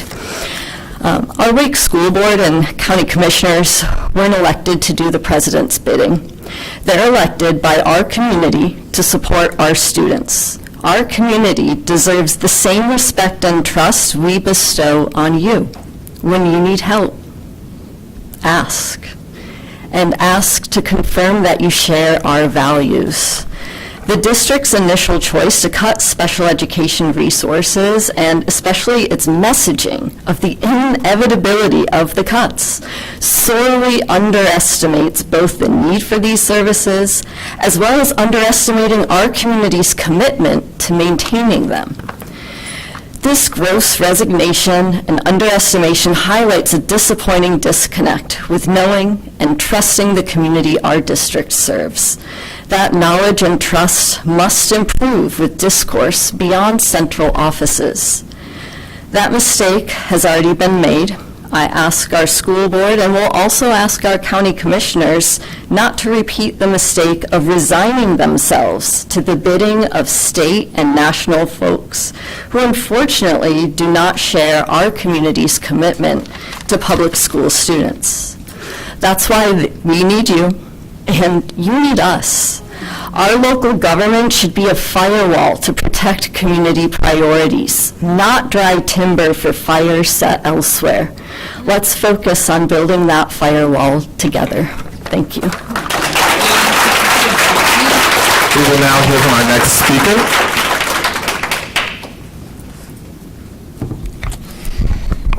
Taller, okay. Peace be upon you all.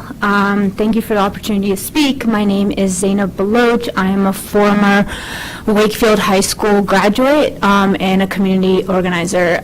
First, I want to thank Ms. Jennifer Job for her leadership during the work session in including both Jewish and Muslim holidays on the school calendar. And I want to acknowledge the board for putting forward a calendar that does include Eid, yet it was concerning to learn that a board member had initially requested that the day that Eid be taken off the calendar. So I just want to say that that decision is taken, isn't taken lightly, and I appreciate that you guys are committed to inclusion. I also want to note that Eid is currently a teacher work day, so I would encourage the board to explore in the future on changing that to an actual holiday, as well as one of the concerns I heard was that teachers whose religious holidays are not acknowledged sometimes have to take PTO or their leave to celebrate those holidays, so to also acknowledge that. And to just say for Muslim students, Eid is not optional. It is one of 2 Islamic holidays, and it is one of the most important days of the year. It's a time of community, reflection, prayer, and students really should never have to make the choice of showing up for school or showing up for their faith. And as someone from the Wake County school system, I had to do that as a student. I had to advocate to be able to get off for my religious celebration because I had perfect attendance and I didn't want to mess that up, and they told me it would mess it up if I took off a day for Eid. Eventually, I, as an advocate, fought that, and I was able to keep my perfect attendance. But I'm grateful and hopeful that future generations will not have to go through this struggle.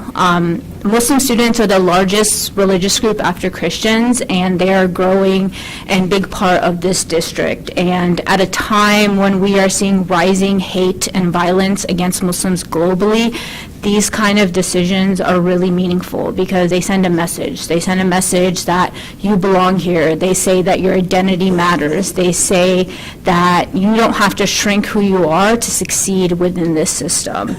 But inclusion cannot be conditional or temporary. It has to be intentional and consistent, because when we normalize the absence of a community, we normalize their exclusion. But when we choose to recognize them, we choose dignity. So the question is not whether Muslim students deserve to be seen. The question is whether we are willing to be the kind of district that sees them. And P.S., please don't cut the budget for special education. And if we find money for war, we can find money for schools. And we will now turn to our off agenda, and that is Ms. Lou Hobbs.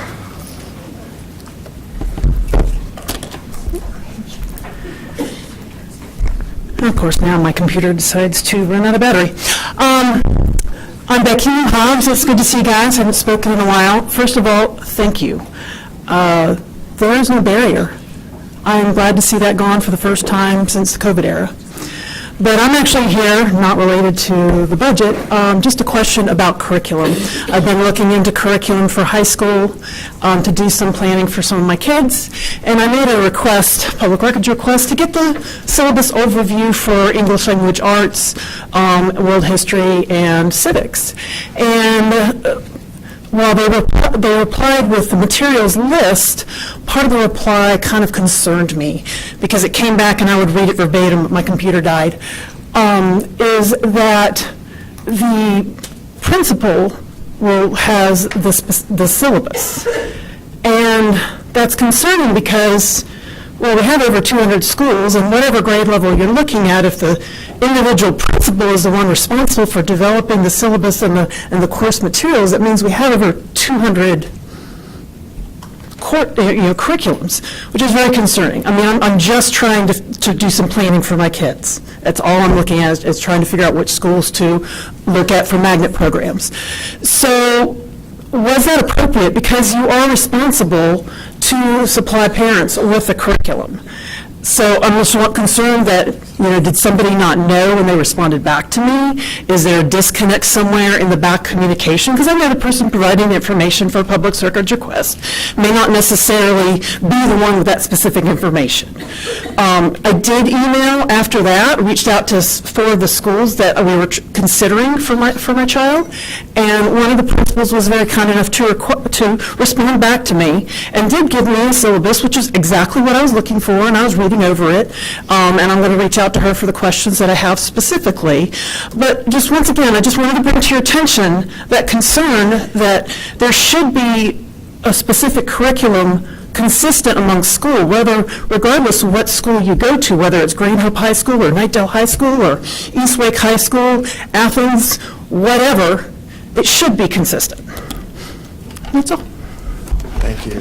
And I am looking for Ms. Luton to assist you with your FOIA request information, so if Ms. Luton might be in the control panel, and she will pop out. Oh, there's Ms. Luton.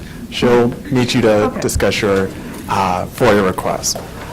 So I will do a last call for Mr. Brian Grant and Ms. Sandra Templeton.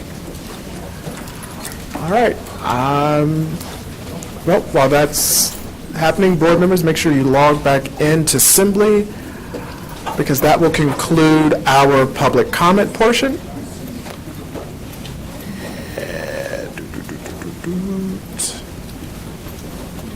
So now I will entertain a motion to approve tonight's consent agenda. Is there a motion? Vice Chair Hershey? Chair Swanson, motion to approve the consent agenda. So there's a motion to approve by Vice Chair Hershey. Is there a second?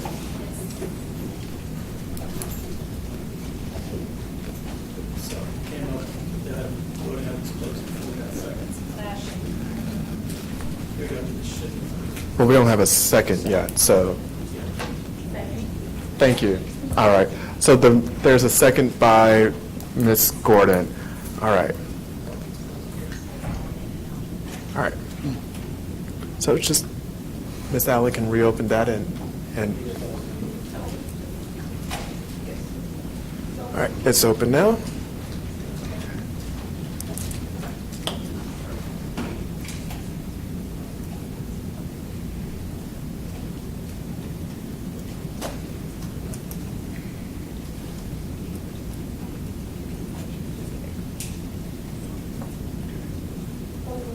All right. All right. All right, so it looks as if it is, our consent agenda passes with a 7-1 vote. All right. And so now we will turn to our first action item, which will come from our Chief of Staff,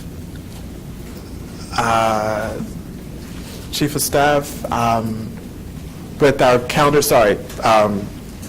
looks like some technical issues going on to my left, but as that's taking place, I will welcome Dr. Robinson and Ms. Anderson-Powell to present the 26-27 year-round instructional calendars, as well as the 26-27 early college calendars.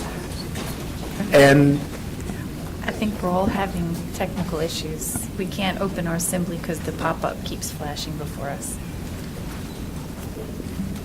Gotcha. Well, while that's taking place, y'all can welcome and we'll figure out what's going on here. All right. Give us 1 second, Ms. Anderson-Powell. Yes. It's not. All right. Yeah, it's happening to everybody. All right. So give us a quick, without objection, I'll entertain like a 5-minute recess so we can figure that out. Okay. Seeing no objection, we'll take a 5-minute recess to get this resolved.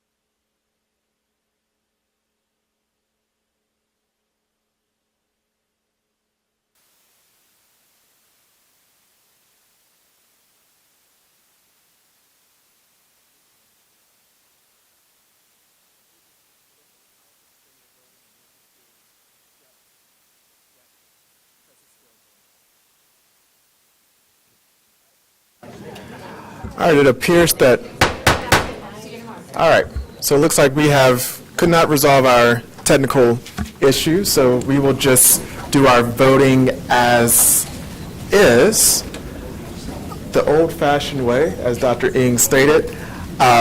So there also may be it may interfere with, Have a solution, yeah. Question. Just don't log in, and you can still access everything in Assembly without the voting interruption. yeah, that works. They'll just have to project the calendars and everything else because we will not be able to see the same. So, thank you, Ms. Anderson-Powell, for being flexible. So we'll turn to the calendars. Thank you. So I'm presenting this evening for your approval several calendars. An updated 26-27 year-round multi-track calendar that removes the banked days from the end of the year. The 26-27 early college calendars for Wake STEM, the Wake Leadership Academies, and all of the early colleges that partner with Wake Tech. I'm also presenting the 27-28 year-round multi-track, traditional, version 6C, and modified calendars for your approval. And which one will we start with so they can... Do you want to vote on them individually? Let's do it individually. Sure. So do you want to, then let's start with the 26-27 multi-track year-round that's an update. Perfect. Yeah, I'm going to see if they can go ahead. Okay. Okay. So the 26-27 multi-track year-round that is an update or that removes the banked days, do you want to do that one individually? Sure. Okay. And then, yeah, thank you. Okay. Do you need me to talk about it some more? Do you have questions? Yeah. This is the same that was reduced earlier in the work session, not today, but the previous work session. Correct. That calendar comes from March 17th. The only one that's going to be different is that 27-28 traditional. Perfect. Prepared to Okay. So I'll entertain a motion. Well, Mr. Chair, I would move that the board adopt the proposed multi-track year-round calendar presented by Ms. Anderson-Powell. all right. And this is the 26-27. Sorry, I just want to, because then I'm going to talk 27-28. Okay. All right, so there's a motion by Mr. Haggerty, has been seconded by Vice Chair Hershey, to adopt the 26-27 year-round multi-track calendar that says version 10 draft. Are there any discussions or concerns with this? All right, hearing and seeing none, all those that are in favor of the adoption of this calendar, let it be known by the sign of aye. Aye. Opposed? This calendar passes. Thank you. We'll go to the next one. Okay. So would you like to do the three early college calendars together or individually? Let's do those together. Okay. Thank So you. I present the three 26-27 early college calendars for your approval. All right. Is there a motion? Mr. Chair, I would move that we adopt the proposed early college calendar presented by Ms. Anderson-Powell. Great. Second. All right, so there is a motion by Mr. Haggerty, and it's been seconded by Ms. Edmonds to adopt the three early colleges. Looks like calendar, I was going to read them off, but it's already gone. That's fine. Any discussion regarding those calendars? All right, hearing or seeing none, all those in favor of the motion, let it be known by the sign of aye. Aye. Opposed, same sign. The ayes have it. That calendar has been adopted. All right, thank you. So next would be the 27-28 year-round multi-track calendar. I guess we can do these individually in case you have comments about the traditional. So this is the 27-28 multi-track year-round calendar draft I present for your approval. Is there a motion to adopt the 27-28 year-round multi-track calendar? So moved. All right, it's the motion by Mr. Haggerty. Is there a second? Seconded by Ms. Gordon. Any discussion or questions regarding this one? All right. Hearing or seeing none, all those in favor of the adoption of the calendar, let it be known by the sign of aye. Aye. Opposed, same signs. The ayes have it. This calendar has been adopted. Thank you. Next calendar is the 27-28 modified year-round calendar. That was presented on March 17th, no changes except the correction of putting the number 7 on a Tuesday, not a Wednesday. So is there a motion to adopt the modified calendar for the 27-28 academic school year? So moved. So motion by Mr. Haggerty. Is there a second? Seconded, I'll give this one to Dr. Ng. All those in, I see Mr. Inns was, okay, gotcha. All those in favor, let it be known by the sign of aye. Aye. Opposed, same sign. The ayes have it, the calendar passes. Sorry. Was there, I saw Dr. Council, was there, okay, just making sure that that works. All right, sorry. We'll go to the next. Okay, our last calendar for this evening is the 27-28 traditional calendar draft version 6C that you discussed at board work session this afternoon. I present this for approval. All right. Is there a motion to adopt the 27-28 traditional calendar? This one was version C. 6C. 6C. Say that 2 times fast, why don't you? Is there a motion? So moved. It's a motion by Mr. Hagerty. Is there a second? Seconded by Ms. Caulfield. Any discussion? Ms. Edmonds. Very briefly, it was referenced tonight by one of our speakers that I was suggesting to move the May 5th. I simply misread the emails that came in. That was my error. I have no issue with recognizing that as a teacher workday. Thank you.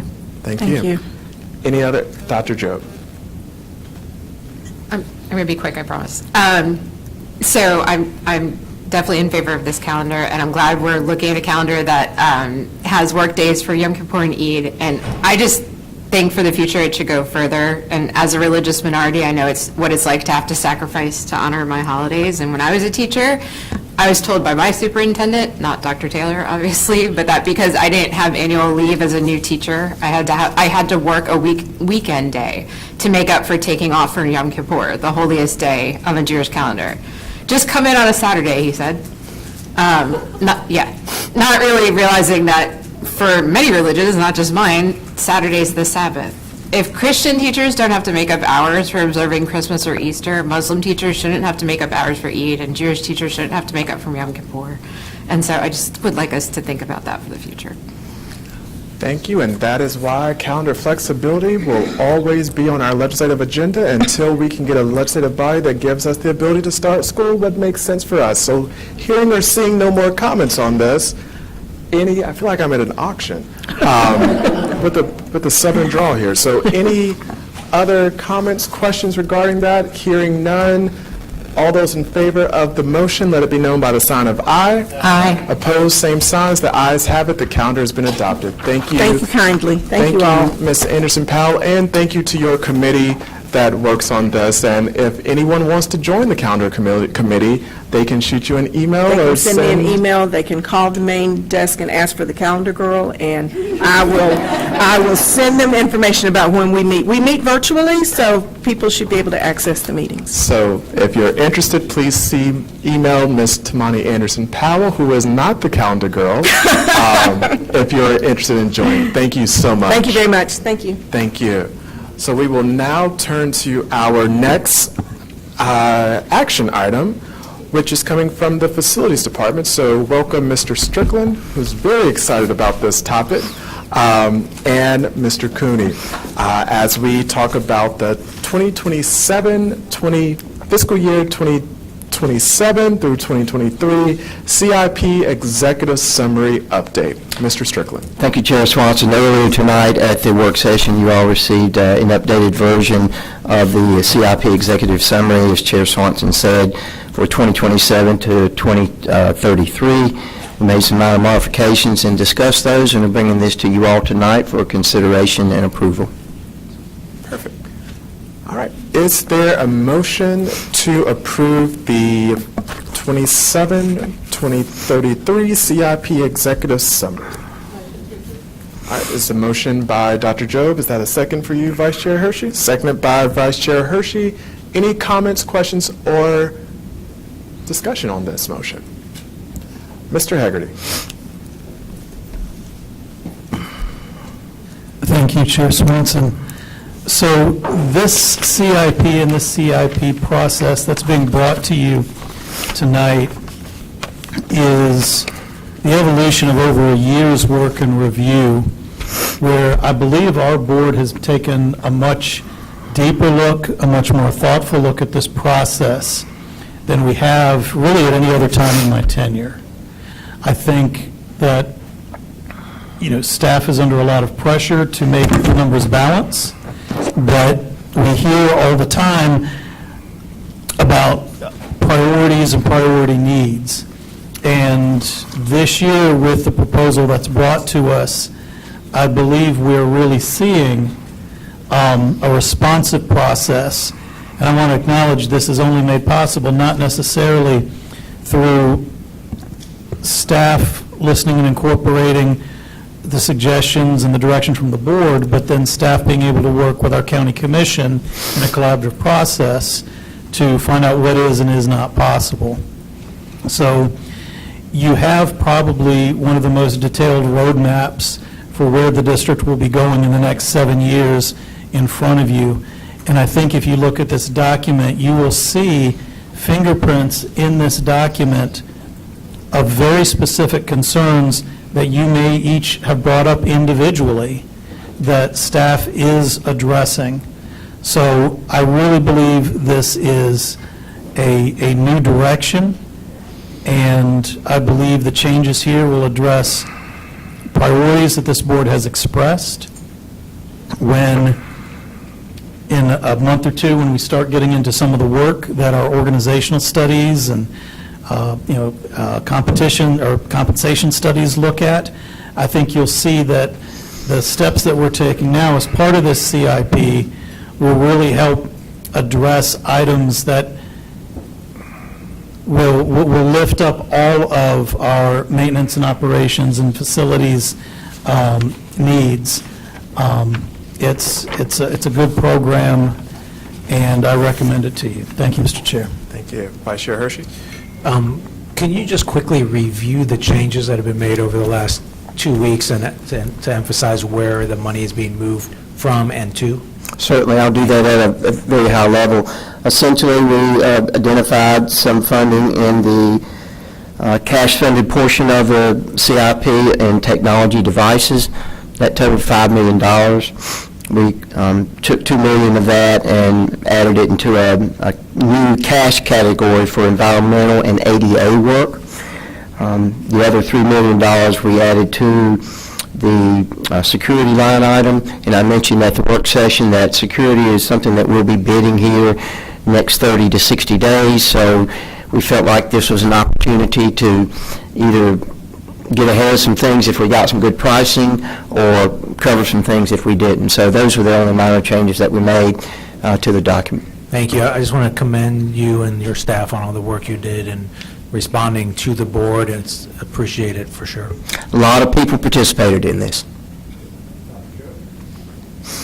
I didn't get a chance to ask you this before. I saw a line item for trailers. Can you talk about what that money goes to? So a variety of things, mainly for relocation of mobile units throughout the district. As you know, this year we are embarking on a plan to identify a good number of mobiles that we can either get rid of or relocate due to growth issues. So that's part of that. And then some of that too, as we can, is available for funding to renovate trailers. It doesn't go very far. Any other comments? Well, I also, okay, gotcha. I saw a hand. Heads on the swivel since we don't have the assembly, so just being mindful of all of my colleagues. But I just want to thank, Mr. Strickland, you and your team, and also to Mr. Hegarty for your leadership on pushing the CIP and being intentional about reallocation of limited dollars so we can address the needs and reminding us of the importance of that. So thank you for that, and also to the Vice Chair who has worked deliberately on this as Chair of Facilities. So just grateful for all the work that's went into that. And so I believe there is a motion and there's been a second. So all those in favor of the adoption, let it be known by the sign of aye. Aye. Opposed, same signs. The ayes have it. It passes unanimously. Thank you, Chair Swanson. Next up is the resolution that goes along with that CIP approval to petition the Board of County Commissioners for a bond referendum to provide the necessary funds for the purpose of paying for the cost of school facilities. And this is a requirement of our board to indicate that we desire funding for this later in the fall. Is there a motion to approve the resolution requesting and petitioning the Wake County Board of Commissioners, petitioning the Board of Commissioners for the County of Wake County, North Carolina, to provide necessary funds for the purpose of paying the costs for school facilities? So moved. There is a motion by Ms. Edmonds. It's been seconded by Mr. Hegarty.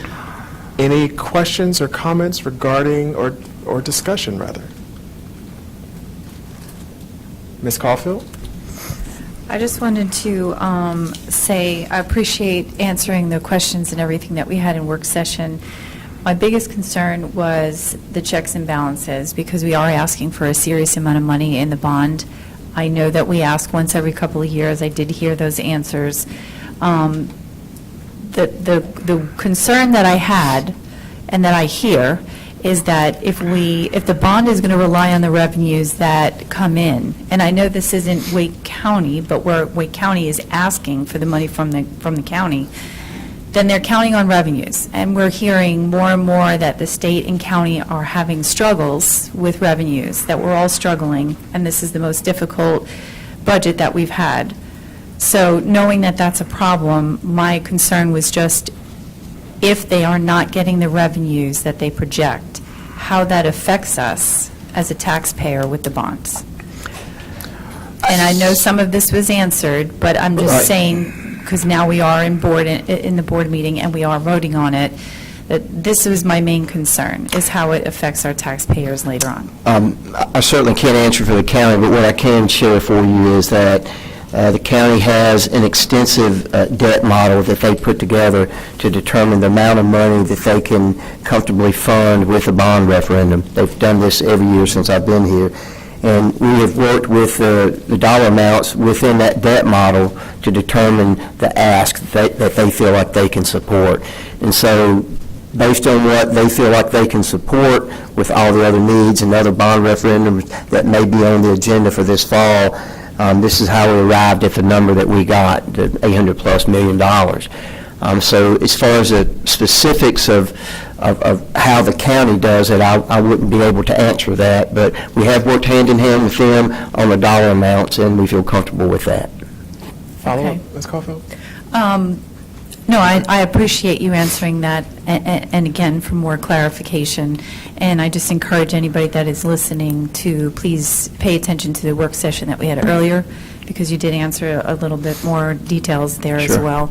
And the only thing that I would ask, and I know that this is something that comes later on, is that we do have, I understand that we get these charts, but they are very general for a lot of different projects and line items that we have.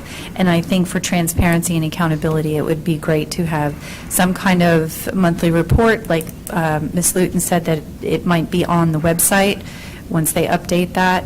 I think it would be really helpful for transparency and accountability. And it also shows the public that, look, we got this money, we asked for the bond, you approved it, and this is where your taxpayer dollar is going. And we are now able to catch up on some of the things that we've been struggling for many years, even long before some of the people who are here on the board now. So, Mr. Strickland, I'm sorry, I have a question to...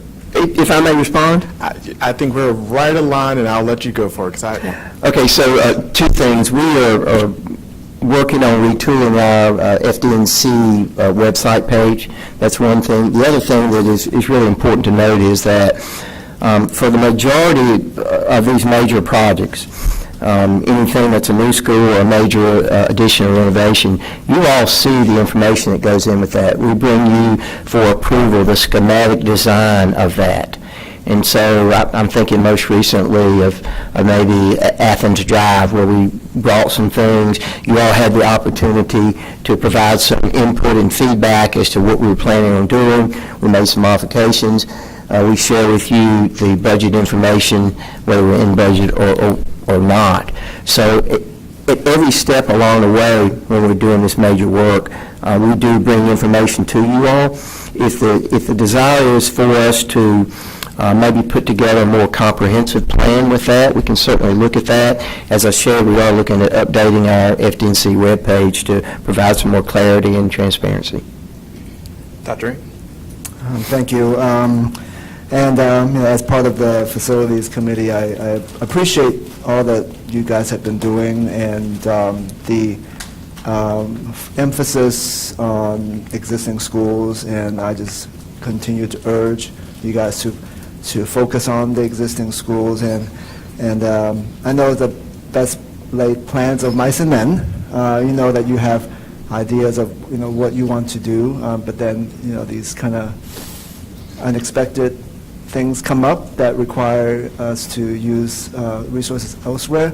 So in those cases, I would do appreciate if we are clear in describing, what happened, why we need to, move the funds from a originally laid project to somewhere else. So. If I may add, and we've had some spirited conversations in those prep meetings, which have been really good. And keep in mind, I mentioned the next Facilities Committee meeting, which I think will be chock full of good information to share with you all on a variety of interesting subjects. Thank you, and I think Dr. Ng hinted at some of my comments. But Mr. Strickland, how often does the CIP come before the Facilities Committee? Because that's where the topic would be discussed, correct? Right. The former chair a year or so ago asked for us for a longer runway. We started in August of last year. We have been inclusive with many groups to help formulate this. We started a long time ago. We've had some small group discussions with you all. Integral in all of this are our student growth projections of how we look at how we're growing, and more importantly, as importantly, where we are growing. And if you'll note, we'll see in the upcoming years that growth is kind of in the eastern part of the county. So it is an involved process. We meet on a regular basis. Keep in mind, we have something here that many districts don't have, and that's the core team, where we meet with the county. And I've never been anywhere where that was in place, but it is certainly a beneficial tool for us to come to a great place with the CIP. So very inclusive, very deliberate, and I feel like we end up with a good product. Great. And those meetings, just like every meetings, are streamed live and they're published, so there's your transparency. Well, the facilities meetings are. Correct. Well, that's why I'm just, Yeah. since we know what comes through the CIP is discussed in the facilities meeting is streamed live on YouTube, just like this meeting is and every other meeting. And the documents are public, so there's all of your transparency and accountability as the 9 of us making these votes, as I indicated in the work session. So this bond is just one of 2 that the county will be discussing. The Wake Tech is going through a process. So it's really up to the voters, once we do our part of passing our resolution, laying out what our needs are, discussing the growth, taking care of our existing buildings, as Dr. Ng and I share a passion for that, and moving forward with that. And then it's up to the voters to decide yay or nay. And these bonds are every 4 years, as we learned the process with Mr. Hegarty walking us through that at the work session. So if there's no other comments or questions,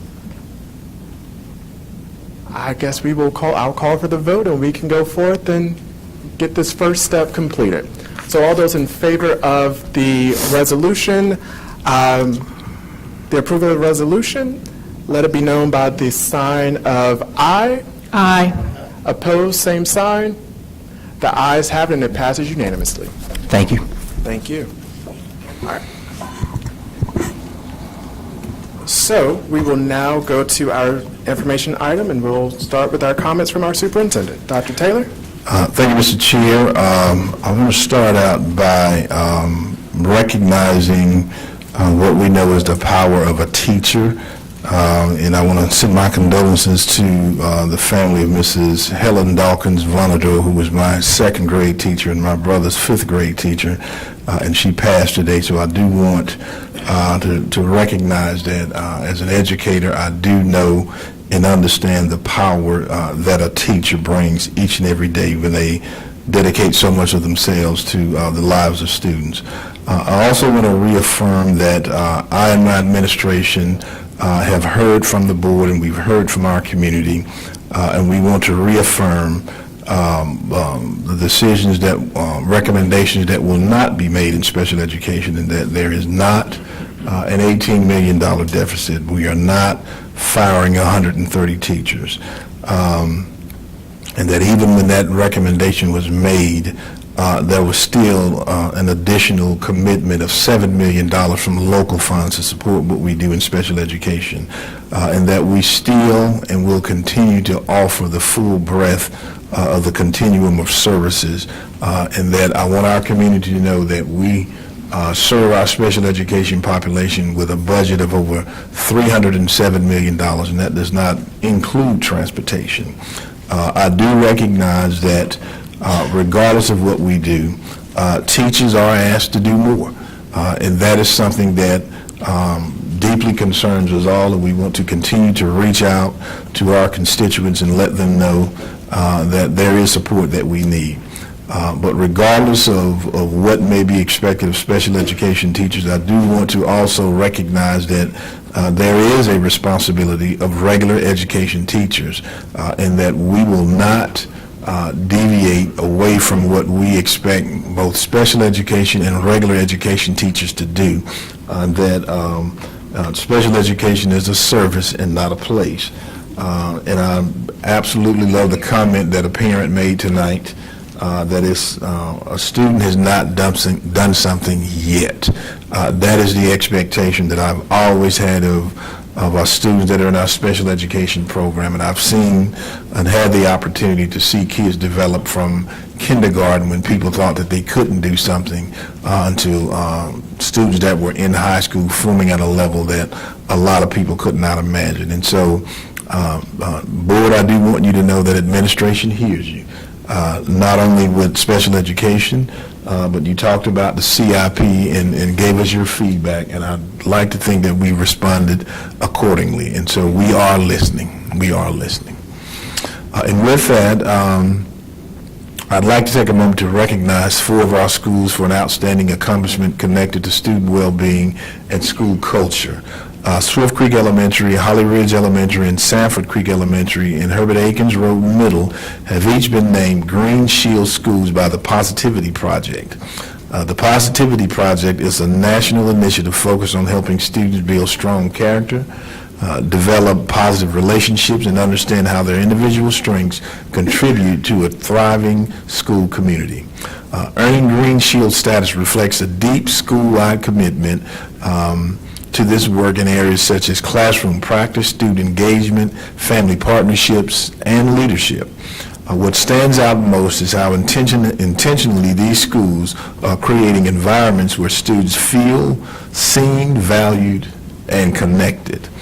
Programs like the Positivity Project directly support Goal 5 of our strategic plan, which centers on student well-being and ensuring all students develop the social-emotional skills they need to succeed. When students build self-awareness, strengthen relationships, and learn to make responsible decisions, we see benefits not just in behavior, but in academic growth as well. These schools are showing what's possible when character and relationships are prioritized every day in every classroom. So we are grateful to the educators, staff, and school leaders for their commitment to this work and for creating school communities where every student has the opportunity to thrive. Our annual family engagement survey is now open, and we're encouraging all families to take a few minutes to share their feedback between now and May 15th. This anonymous survey will help us better understand what's working well and where we can improve the overall school experience. Questions focus on key areas like family engagement and school climate. And our goal this year is to hear from at least 45,000 families, ensuring we have a broad and representative input from across our district. The survey directly aligns with Goal 6 of our strategic plan, which calls for reducing barriers to engagement and strengthening a positive school climate for all families. It also reflects our commitment to eliminating disparities and ensuring every family feels welcome, heard, and supported. The survey is brief, anonymous, voluntary, and designed to respect families' time while still providing meaningful insight that helps us continue improving our schools. Principals will share the online survey with their families, and it will also be available on our district website. Additionally, paper copies will be made available for families at our Title I funded schools. We ask that each family member take the survey once for every school their children attend. So again, thank you in advance for helping us make our schools the best they can be. To close, I'd like to share a short video highlighting a special experience at Green Magnet Elementary. Students from Ecuador recently visited the Green community for a cultural exchange made possible with the support of Mafra Mendoza. Ms. Mendoza is a native of Ecuador who teaches Spanish at Green through the Participate Learning International Teaching Program. Students from 2 countries have met virtually with a number of times over the past 2 years, so they were excited to be able to meet face to face. During their visit, the Ecuadorian students shared their culture and learned alongside Green students, building relationships and broadening perspectives. So take a look at this great video. So it's been unforgettable and amazing because after 2 years of virtual exchange with the students, they finally met in person. So we were talking with Ms. Zambrano, the teacher that comes with the students, and we were like, it would be nice that some students come to this country and get involved in the school community, you know, and having them today here, connecting with the students, that's something that I will never forget, because it's an experience that encourage them to continue doing more and connecting, and they can be like global citizens, having a different perspective about how school works in the United States. It's so important because in this program have the opportunity to develop the skill, especially not only speaking, or you have the can write, can use the critical thinking part here, because you have the opportunity to change with different culture, or maybe I know different people. So they are not just listening to me, they're not reading in a book, they are connecting directly with people, like having this connection, and you know, that is what cultural exchange is all about. I feel so excited because I love to speak English, and I have the opportunity with this experience, and I like to speak with many people from other countries. It's been a very great experience because I have talked with other children that are from here, and I have known all of their culture, how they have classes. I think that make friends from other countries are a special opportunity, because in my school there are not students from other countries, but here there are students from different countries such as Mexico, Canada, Australia, and many others. And it's a very special opportunity for me to know that other people is in a school from other countries. I want them to remember that Ecuador is a great country, and if they want, they can visit.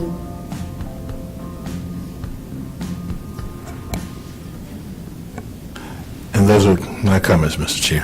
Thank you, Dr. Taylor, and we'll start with, on my right, with Ms. Caulfield. Thank you. I wanted to say, is this working? I wanted to say our community input is very important, and I appreciate our families' emails, their phone calls, and coming to speak before us to share their insight. We hear the concerns about special education. The board has expressed their own concerns as well, and Dr. Taylor recognizes that we do not want to cut the special education, and it is not, or it's not a priority for us to cut anything to special education. It's important for our families and our teachers to know that the special education services through IDEA is not being cut, as Dr. Taylor has also confirmed and shared again.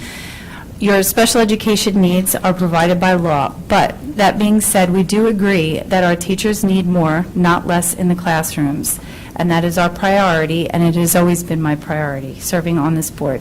I'm thankful for the families coming to speak about how our wonderful teachers are, and also how our special education teachers have changed their lives. But we hear your words, that teachers need more support. We have a lot of review to do over the next couple of weeks, a lot to discuss, and I encourage people to share their insight, not only for the budget, but your thoughts on the bond and the things that are also working very well. I appreciate the answers during our work session, and I know that we are struggling not only with staff to do maintenance, to do the work for the things that we need, but also the real needs that our very aged school structures have. Over 200 schools with a variety of ages, structures, and growth. A lot of these maintenance issues, if not most, had been building up even before some of us even began to serve on this board. But our families want their children in safe and acceptable conditions, and we find ourselves with a tremendous amount of repairs, needs, and projects. And without sufficient staff, as we have heard, and the unlimited needs that we have and limited funds that we have to do it all at once. I understand the needs. I understand the questions about transparency and accountability around spending and on what through our budget. With that being said, I look forward to hearing from our community, and a reminder that, as Mr. Nieder had said, April 8th, 5th, and 21st will provide times for our community to share with us directly. I wanted to also share that I had the opportunity to continue attending some of our school performances, and as always, saw many of our teachers also attending and helping around the auditorium.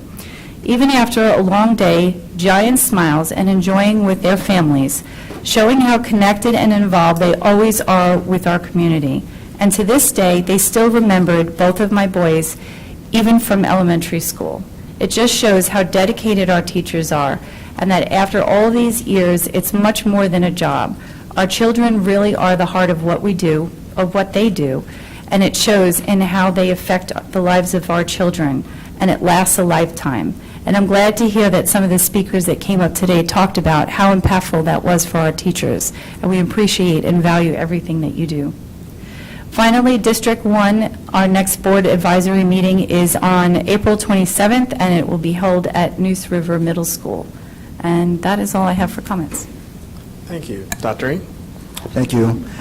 Good evening. Our District 3 BAC meeting will be held on Monday, April the 20th at 6 p.m. at Heritage High School. Our guest speaker will be Joanne Honeycutt, the CTE Director, and Mr. Brett Brenton, the Central Regional Impact Manager for My Future NC. Ms. Honeycutt will be discussing the CTE programs that we offer, and Mr. Brenton will be discussing the progress of Wake County towards the goal of 2 million North Carolinians to hold a post-secondary degree or industry-valued credentials by 2030. Dinner will be provided for our BAC folks and at 5:30, and the general public is welcome to attend the meeting at 6. I appreciate all the input from our last specially called meeting regarding special education funding. I would encourage everyone in this room to rewatch the meeting. And let me be clear, we as the board have already told Dr. Taylor that it is not okay to cut special education funding. I am committed to improving the state of special education, and that includes full inclusion as much as possible and having the least restrictive environment, if at all possible. But bear in mind that it is the least restriction, not no restriction. That means we still need to provide support to the students in compliance with their IEP. However, we cannot set them up on a path early in their education on a road that limits their ability to reach the heights of their possibilities. So of course, as a result of our commitment to special education, we will need to take a closer look at the budget proposal by Dr. Taylor today. I do want to ensure to the public that beyond all the noise that we may hear, my number one priority is to the children of Wake County and how we can go about educating them in these challenging times. And I know that here in this room and many who are listening are concerned about the Supreme Court decision on the Leandro case and what that means to public education moving forward. I believe that at the end of the day, everyone believes that all children are entitled to a sound basic education. Now it is up to all of us to petition to those who make the state budget on Jones Street to actually pass a budget. Again, I am at the service of the board to help advocate to those in General Assembly to ask for greater funding for public education and to revamp the formula for funding special education.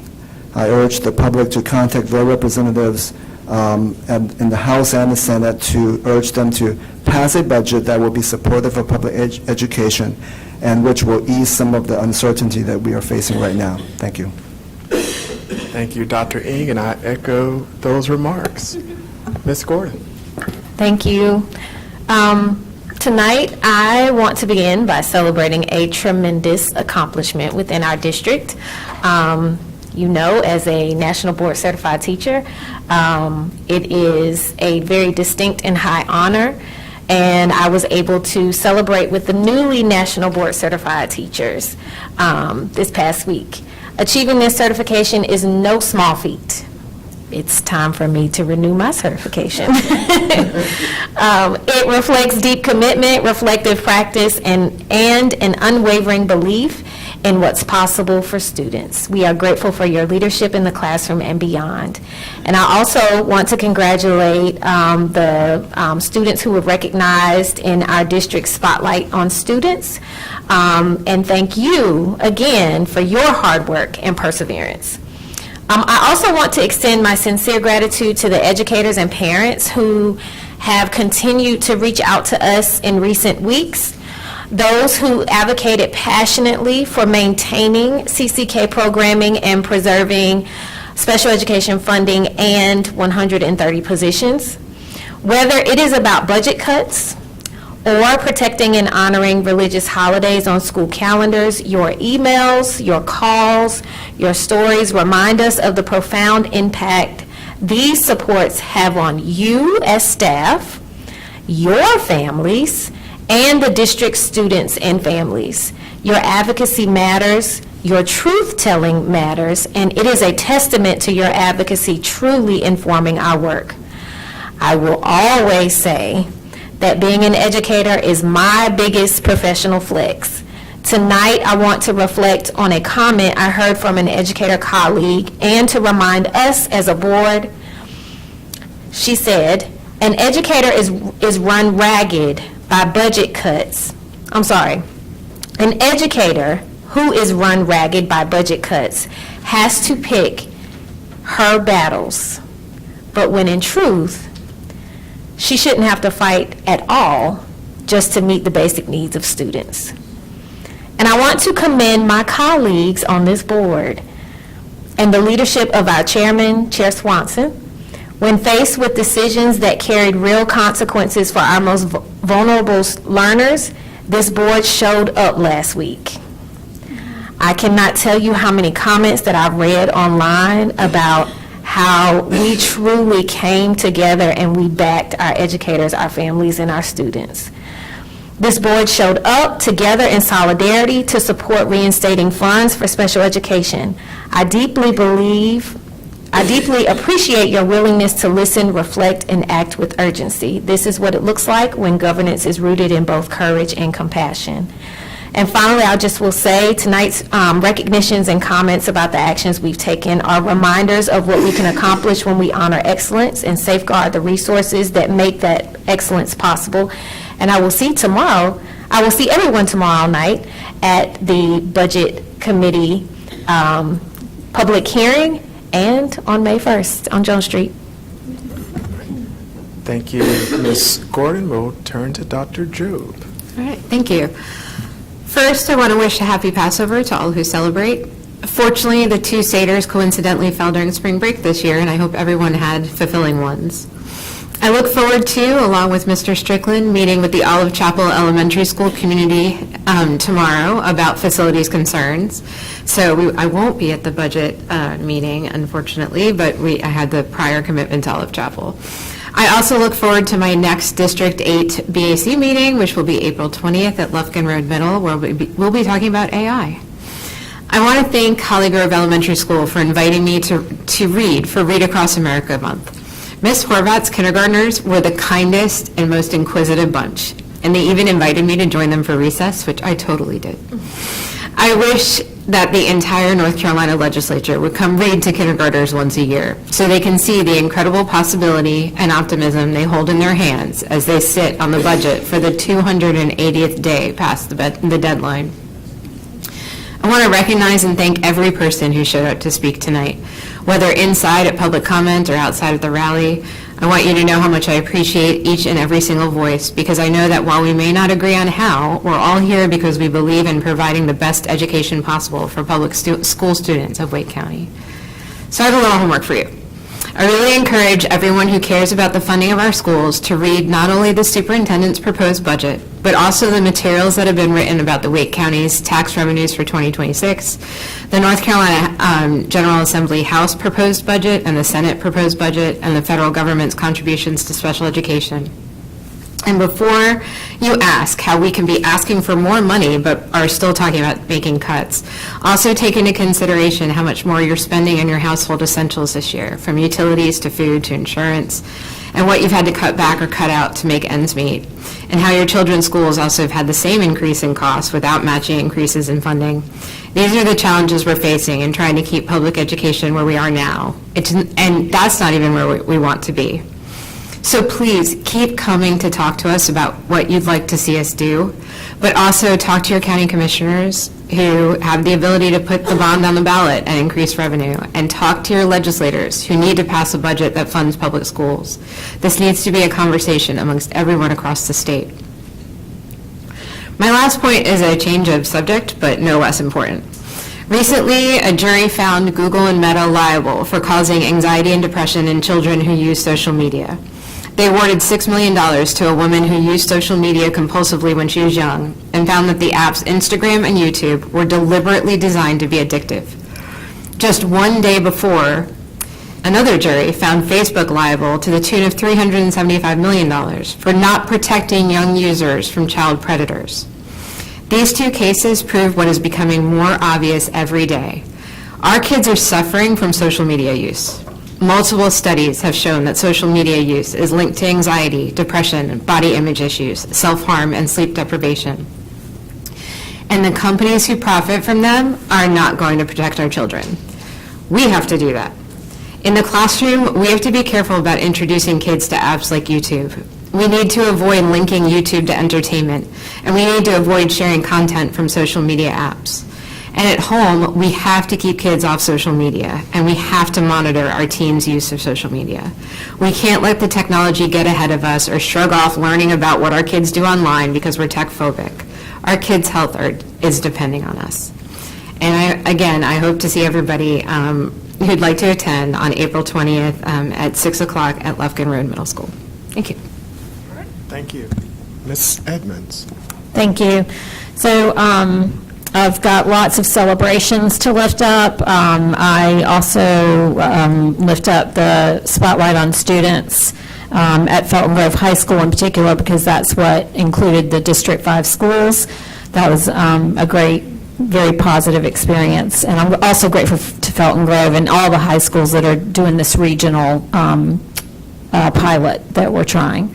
I went to Westlake Elementary early morning carpool at 7:15, I think week before last, for Carpool Casanova. If y'all don't know what that is, it is a whole lot of fun, and it will lift your spirits. So I appreciate them welcoming me there. I did attend both days of the Family Community Engagement Summit, not the full days, but that was a great experience. I want to thank all of the families that came out, all of the community partners that were there and participated, and I know a huge thank you to all of our staff who put that together, because I know it was a ton of work. I just read today that Swift Creek Elementary raised $10,600 for the American Heart Association, so shout out to them, and they did it with a jump rope for heart activity. I also enjoyed celebrating the nationally board certified teachers. Wake County is #1 in the country for the number of board certified teachers. And we also celebrated the School Librarians of the Year finalists and the winner of that distinction. And let's see.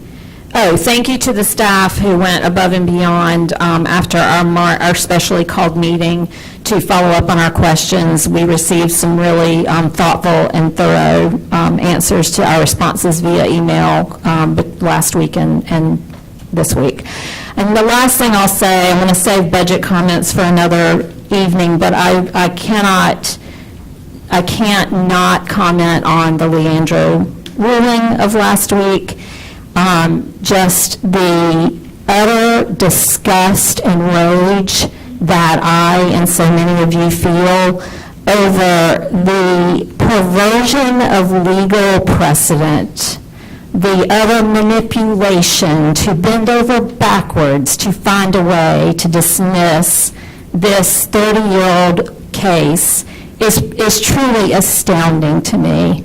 And I don't know how those justices that voted that way sleep at night. But I want to raise what I hope will come of this. I want to share a very short story with you. There was a time in Wake County Public Schools where we had board leadership, a board majority. This would have been in 2010, that was taking this district in a very damaging, dangerous direction, and they were in power for one term. And what the actions that they took at that time resulted in a rise up of advocates and pro-public school supporters that we had not seen in decades, and so they only lasted one term. Now, it's been, we can talk about gerrymandering at the state level. There's many, many reasons that nothing's been done, and we've not been able to vote people in power into the legislature that will actually show up and support public schools, a majority of them at least. But I'm hopeful that this ruling has ignited something in our local community here in Wake and statewide that will set precedent, and that we will really show up in a response that will make a difference in 2026. Thank you. Thank you. Mr. Hegarty. Thank you. So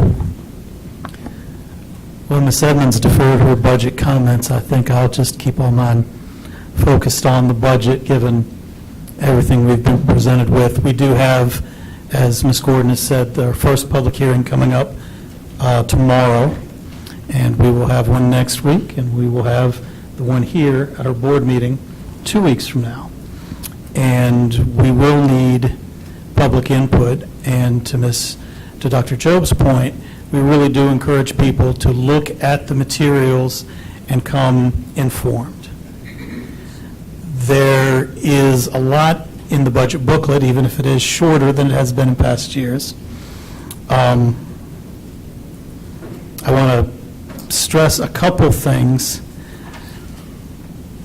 You can find this in the budget book yourself. You might have been able to take some of it away from the staff presentation. But the superintendent has proposed a $25.3 million increase in county funding. That's a net increase. The budget also goes and looks at other areas for savings, one-time programs to cut. So to get to that 25.3, we are actually increasing spending in a number of important areas. About half, maybe a little more than half, of that increase is all in the area of compensation for our teachers and our staff. And this is important. We're not hearing a lot of discussion about this, but in addition to providing funds for what we hope will be a 3% increase for our teacher pay from the state, we're also going back and, in my mind, remedying some things we weren't able to do last year. Last year, we did not provide the local supplement that we typically provide, an increase. This year, we're going back and adding to that. We weren't able to adjust with any sort of cost of living increase the money that we make available to teachers for the extra duty above and beyond their classroom duties that they put in day after day to benefit the education of our children. This budget puts over $1 million back in to compensating teachers for that work. while more than half of that budget is to address important compensation, other budget pressures are things we're just simply legally obligated to do. Legislative mandates are about another $11 million. Some of those are for, matching benefits for our staff, so they will benefit, but they're issues that we don't have discretion over.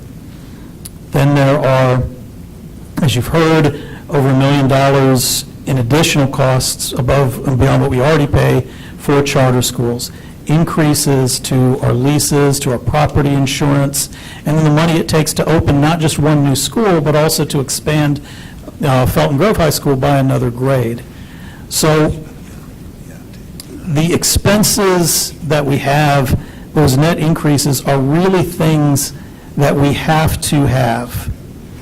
In addition, to do what we need to do for special education, we are going to have to look at where we can squeeze more money in this budget to do what is right, but then also being aware of the money that's available from the county.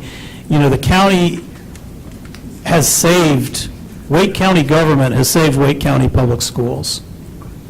And let's just be clear about that. If you look at the spending the county has invested in our school system, and you look at what's been happening to school districts around this state, you don't have to go far to see the budget cuts that have taken place in other big counties and other smaller counties. We've seen Franklin County eliminate all of their librarians. We've seen over in Orange County and Chapel Hill, talking about closing up to 3 schools. We've seen deficits in Winston-Salem, Forsyth, and Guilford, and all of these other school systems. We've been able to avoid a lot of that pain thanks to the general support of Wake County, but in many ways they are like the goose that lays the golden egg. We've seen a legislature that, as we remind you week in and week out, has not provided adequate support for public education. By not providing adequate state dollars, that pushes that pushes the demand back onto our local governments. And so our counties, with limited revenue options, raise our property taxes. Well, people complain about high property taxes, so they go to the state legislature. And now you have state legislators that are considering capping property taxes, which are only going up because in many times the state's not meeting their state obligations. And they've talked about putting moratoriums on reevaluations. And they've talked about even cutting off the one valve that's out there in response to increased property taxes, which are really going up because of the state's failure to meet its constitutional obligations, hinted at by Ms. Edmonds and identified in the Leandro cases. So I want to give a shout out to those legislators that are willing to stand up, that are looking at these issues, that are willing to do things like try to close that tax loophole that was identified by the county commissioners when they were here and met with us jointly just a little while ago, right? Where organizations are taking advantage of tax incentives that were created to fund low-cost and affordable housing, and with like de minimis investment are getting a complete pass on their share of property taxes. And when they pay zero taxes without providing affordable housing or without providing a public benefit, who do you think has to make up those lost revenues? It's all the rest of us. So it's a tough situation that we're in, and I want us all to be aware and respectful of that. We want to work, we want to do the right things. When a teacher like Ms. Sims comes in and talks about the CCK program and talks about being certified, I know that we can't continue a program where the teachers are not certified, but hopefully there would be something we could do with those teachers who still are and who are properly certified, right? But in order to do that, in order to fund that, we're going to have to be really creative. And so I encourage all of you, as the chair suggested, do your homework, go back back through the budget, send your questions to Ms. Kimsey, look for areas where maybe we can do something differently, where we can do things more efficiently, more effectively, and let's stretch and do what we can to fund these important services. Thank you. Thank you. Vice Chair Hershey. Thank you, Chair Swanson. Let me first start by saying our District 6 BAC meeting will be on the 20th, April 20th, at Brooks Elementary School from 12 to 1. We will be discussing the budget, of course, as well as special education. I will be on Jones Street on May 1st. We heard the ask. I will certainly be there in red supporting our educators. It's the very least I can do. And we have a lot going on. I'm going to focus on special education and my concerns with how everything unfolded. And I want to commend NCAE for this with their proposals. They put out a vision of what the special education department should look like. It's their vision, but it's a vision. And I kind of wonder what is our vision as a school system, because we've heard about the regional model, but as I'm making budget decisions, I can't articulate what does a fully funded special education department look like in every school, because I haven't been given that information. And I think in some ways, when I'm making decisions about the budget, in some areas, we lack a vision. We lack what does a fully funded, if we got the average, another 5,000 per, or whatever it is, that we think will make Wake County Public Schools the best in the nation, academically and supporting our teachers. What does that look like? We have a great document in the strategic plan, but that's our values and our principles, and we relate things to it. And I feel like we're missing this piece. It's one reason why I've been pushing very hard for a 20-year facilities plan. So as we're making decisions, we have a document to reference to see how we are building out our school system. So that was my big question. I want to touch on the CCK part too, because as Ms. Edmonds referenced about our pilot program for Spotlight, we have educators who are dual certified, CCK and Essentials. And so I'm not here to decide which one, whether it's right to have CCK or not. But we have an opportunity, as we are reevaluating what we're doing in special education, to do pilots, because we do have educators that are dual certified.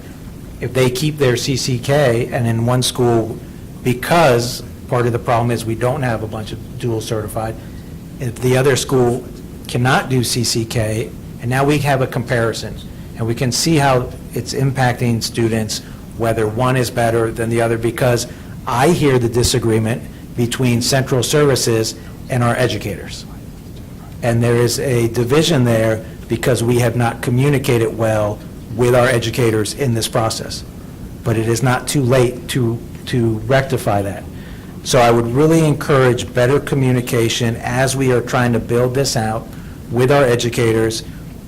And that includes, and we were made aware of it, that there was a follow-up meeting with staff that was going to provide information to staff, but it was during the school day.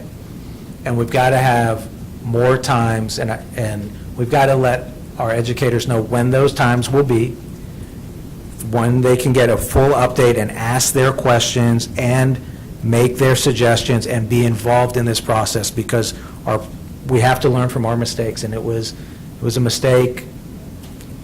If the real problem would be if we do not learn anything from it. And when I ran a few years ago, I will close with this. One of the ways I felt as someone who was not on the inside was that here were central services, and here were the schools. Here's Douglas Elementary School. And it just felt a million miles away, and you could feel, not being a teacher or anything, you could tell there was a disconnect in some ways, that You would hear it from teachers and educators in schools. And we have to bridge that. We have to build bridges, as has been said here before, from central services directly to every single school we have.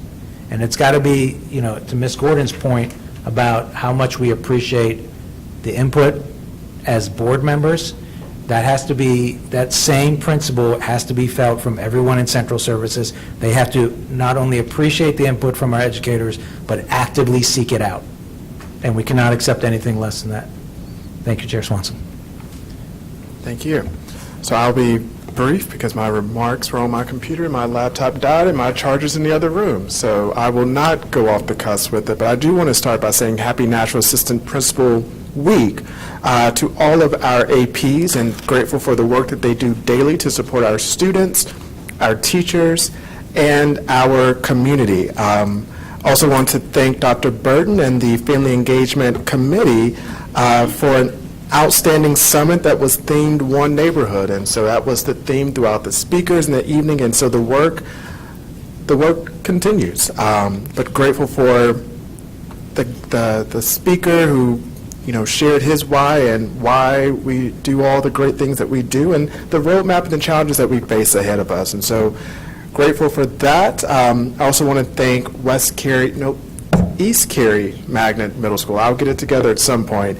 East Cary Magnet Middle School and Dr. Davis for hosting District 9's last BAC meeting of the year, and special thanks to Ms. Posey for providing an update on the roadmap for the budget, and to the PTA for hosting and providing dinner for the principals. The budget comments have already, I echo what I've heard from my colleagues, but I do know that this will probably, and I think I've said this a couple of times, and I'll reiterate this, that I think we were forewarned by former Superintendent Moore that this budget was going to be a tough budget, and that's not just a Wake County thing, it's all over. And so I am mindful of the needs that we have, and I'm also mindful of our duties to make those requests, but I also know that, to Mr. Hegarty's point, that we're in dire needs of Jones Street to step up, and so I hope this short session that they will be able to pass a budget that meets the needs of all public school students. And that should be clear and evident. And so I will join you, Dr. Ng, and advocate as well and call my legislators and members of the delegation to hear the needs and also to put a picture with the needs. And I don't think any of us ran to get elected and to serve to make cuts, to get rid of programs or to reallocate funding elsewhere, but when the reality is facing us and we do not have the funding that we need, we are forced to make tough decisions. And so I'm committed to doing that tough work with each and every one of you all, knowing that it will not be easy, and also being mindful of the economy and whatnot. So this will be a tough, I will say this will be one of the toughest budgets that I will pass, knowing that it will be tough. And so we have work ahead of us, and I look forward to the folks attending the public budget comments that will be taking place at Holly Grove and Roseville, in the Roseville and Miss Caulfield's district. Sorry, I cannot get the schools together. I'm just going to say they'll be out in District 1. So you cannot say that we're not bringing these conversations throughout Wake County, because we're being very intentional of that. So thank you, Mr. Hegarty, for those suggestions, and to continuing the public budgets outside of the headquarters. So, and if I neglected anything, please charge it to my head and not my heart, because again, my laptop is dead. So with that, I will entertain a motion for us to return to closed session for all the reasons that were stated on the agenda. Some motion by Vice Chair Hershey has been seconded by Mr. Hegarty. Any discussion on the motion? Hearing or seeing none, all those in favor of the motion, let it be known by the sign of aye. Aye. Opposed? The ayes have it. We are now in closed session.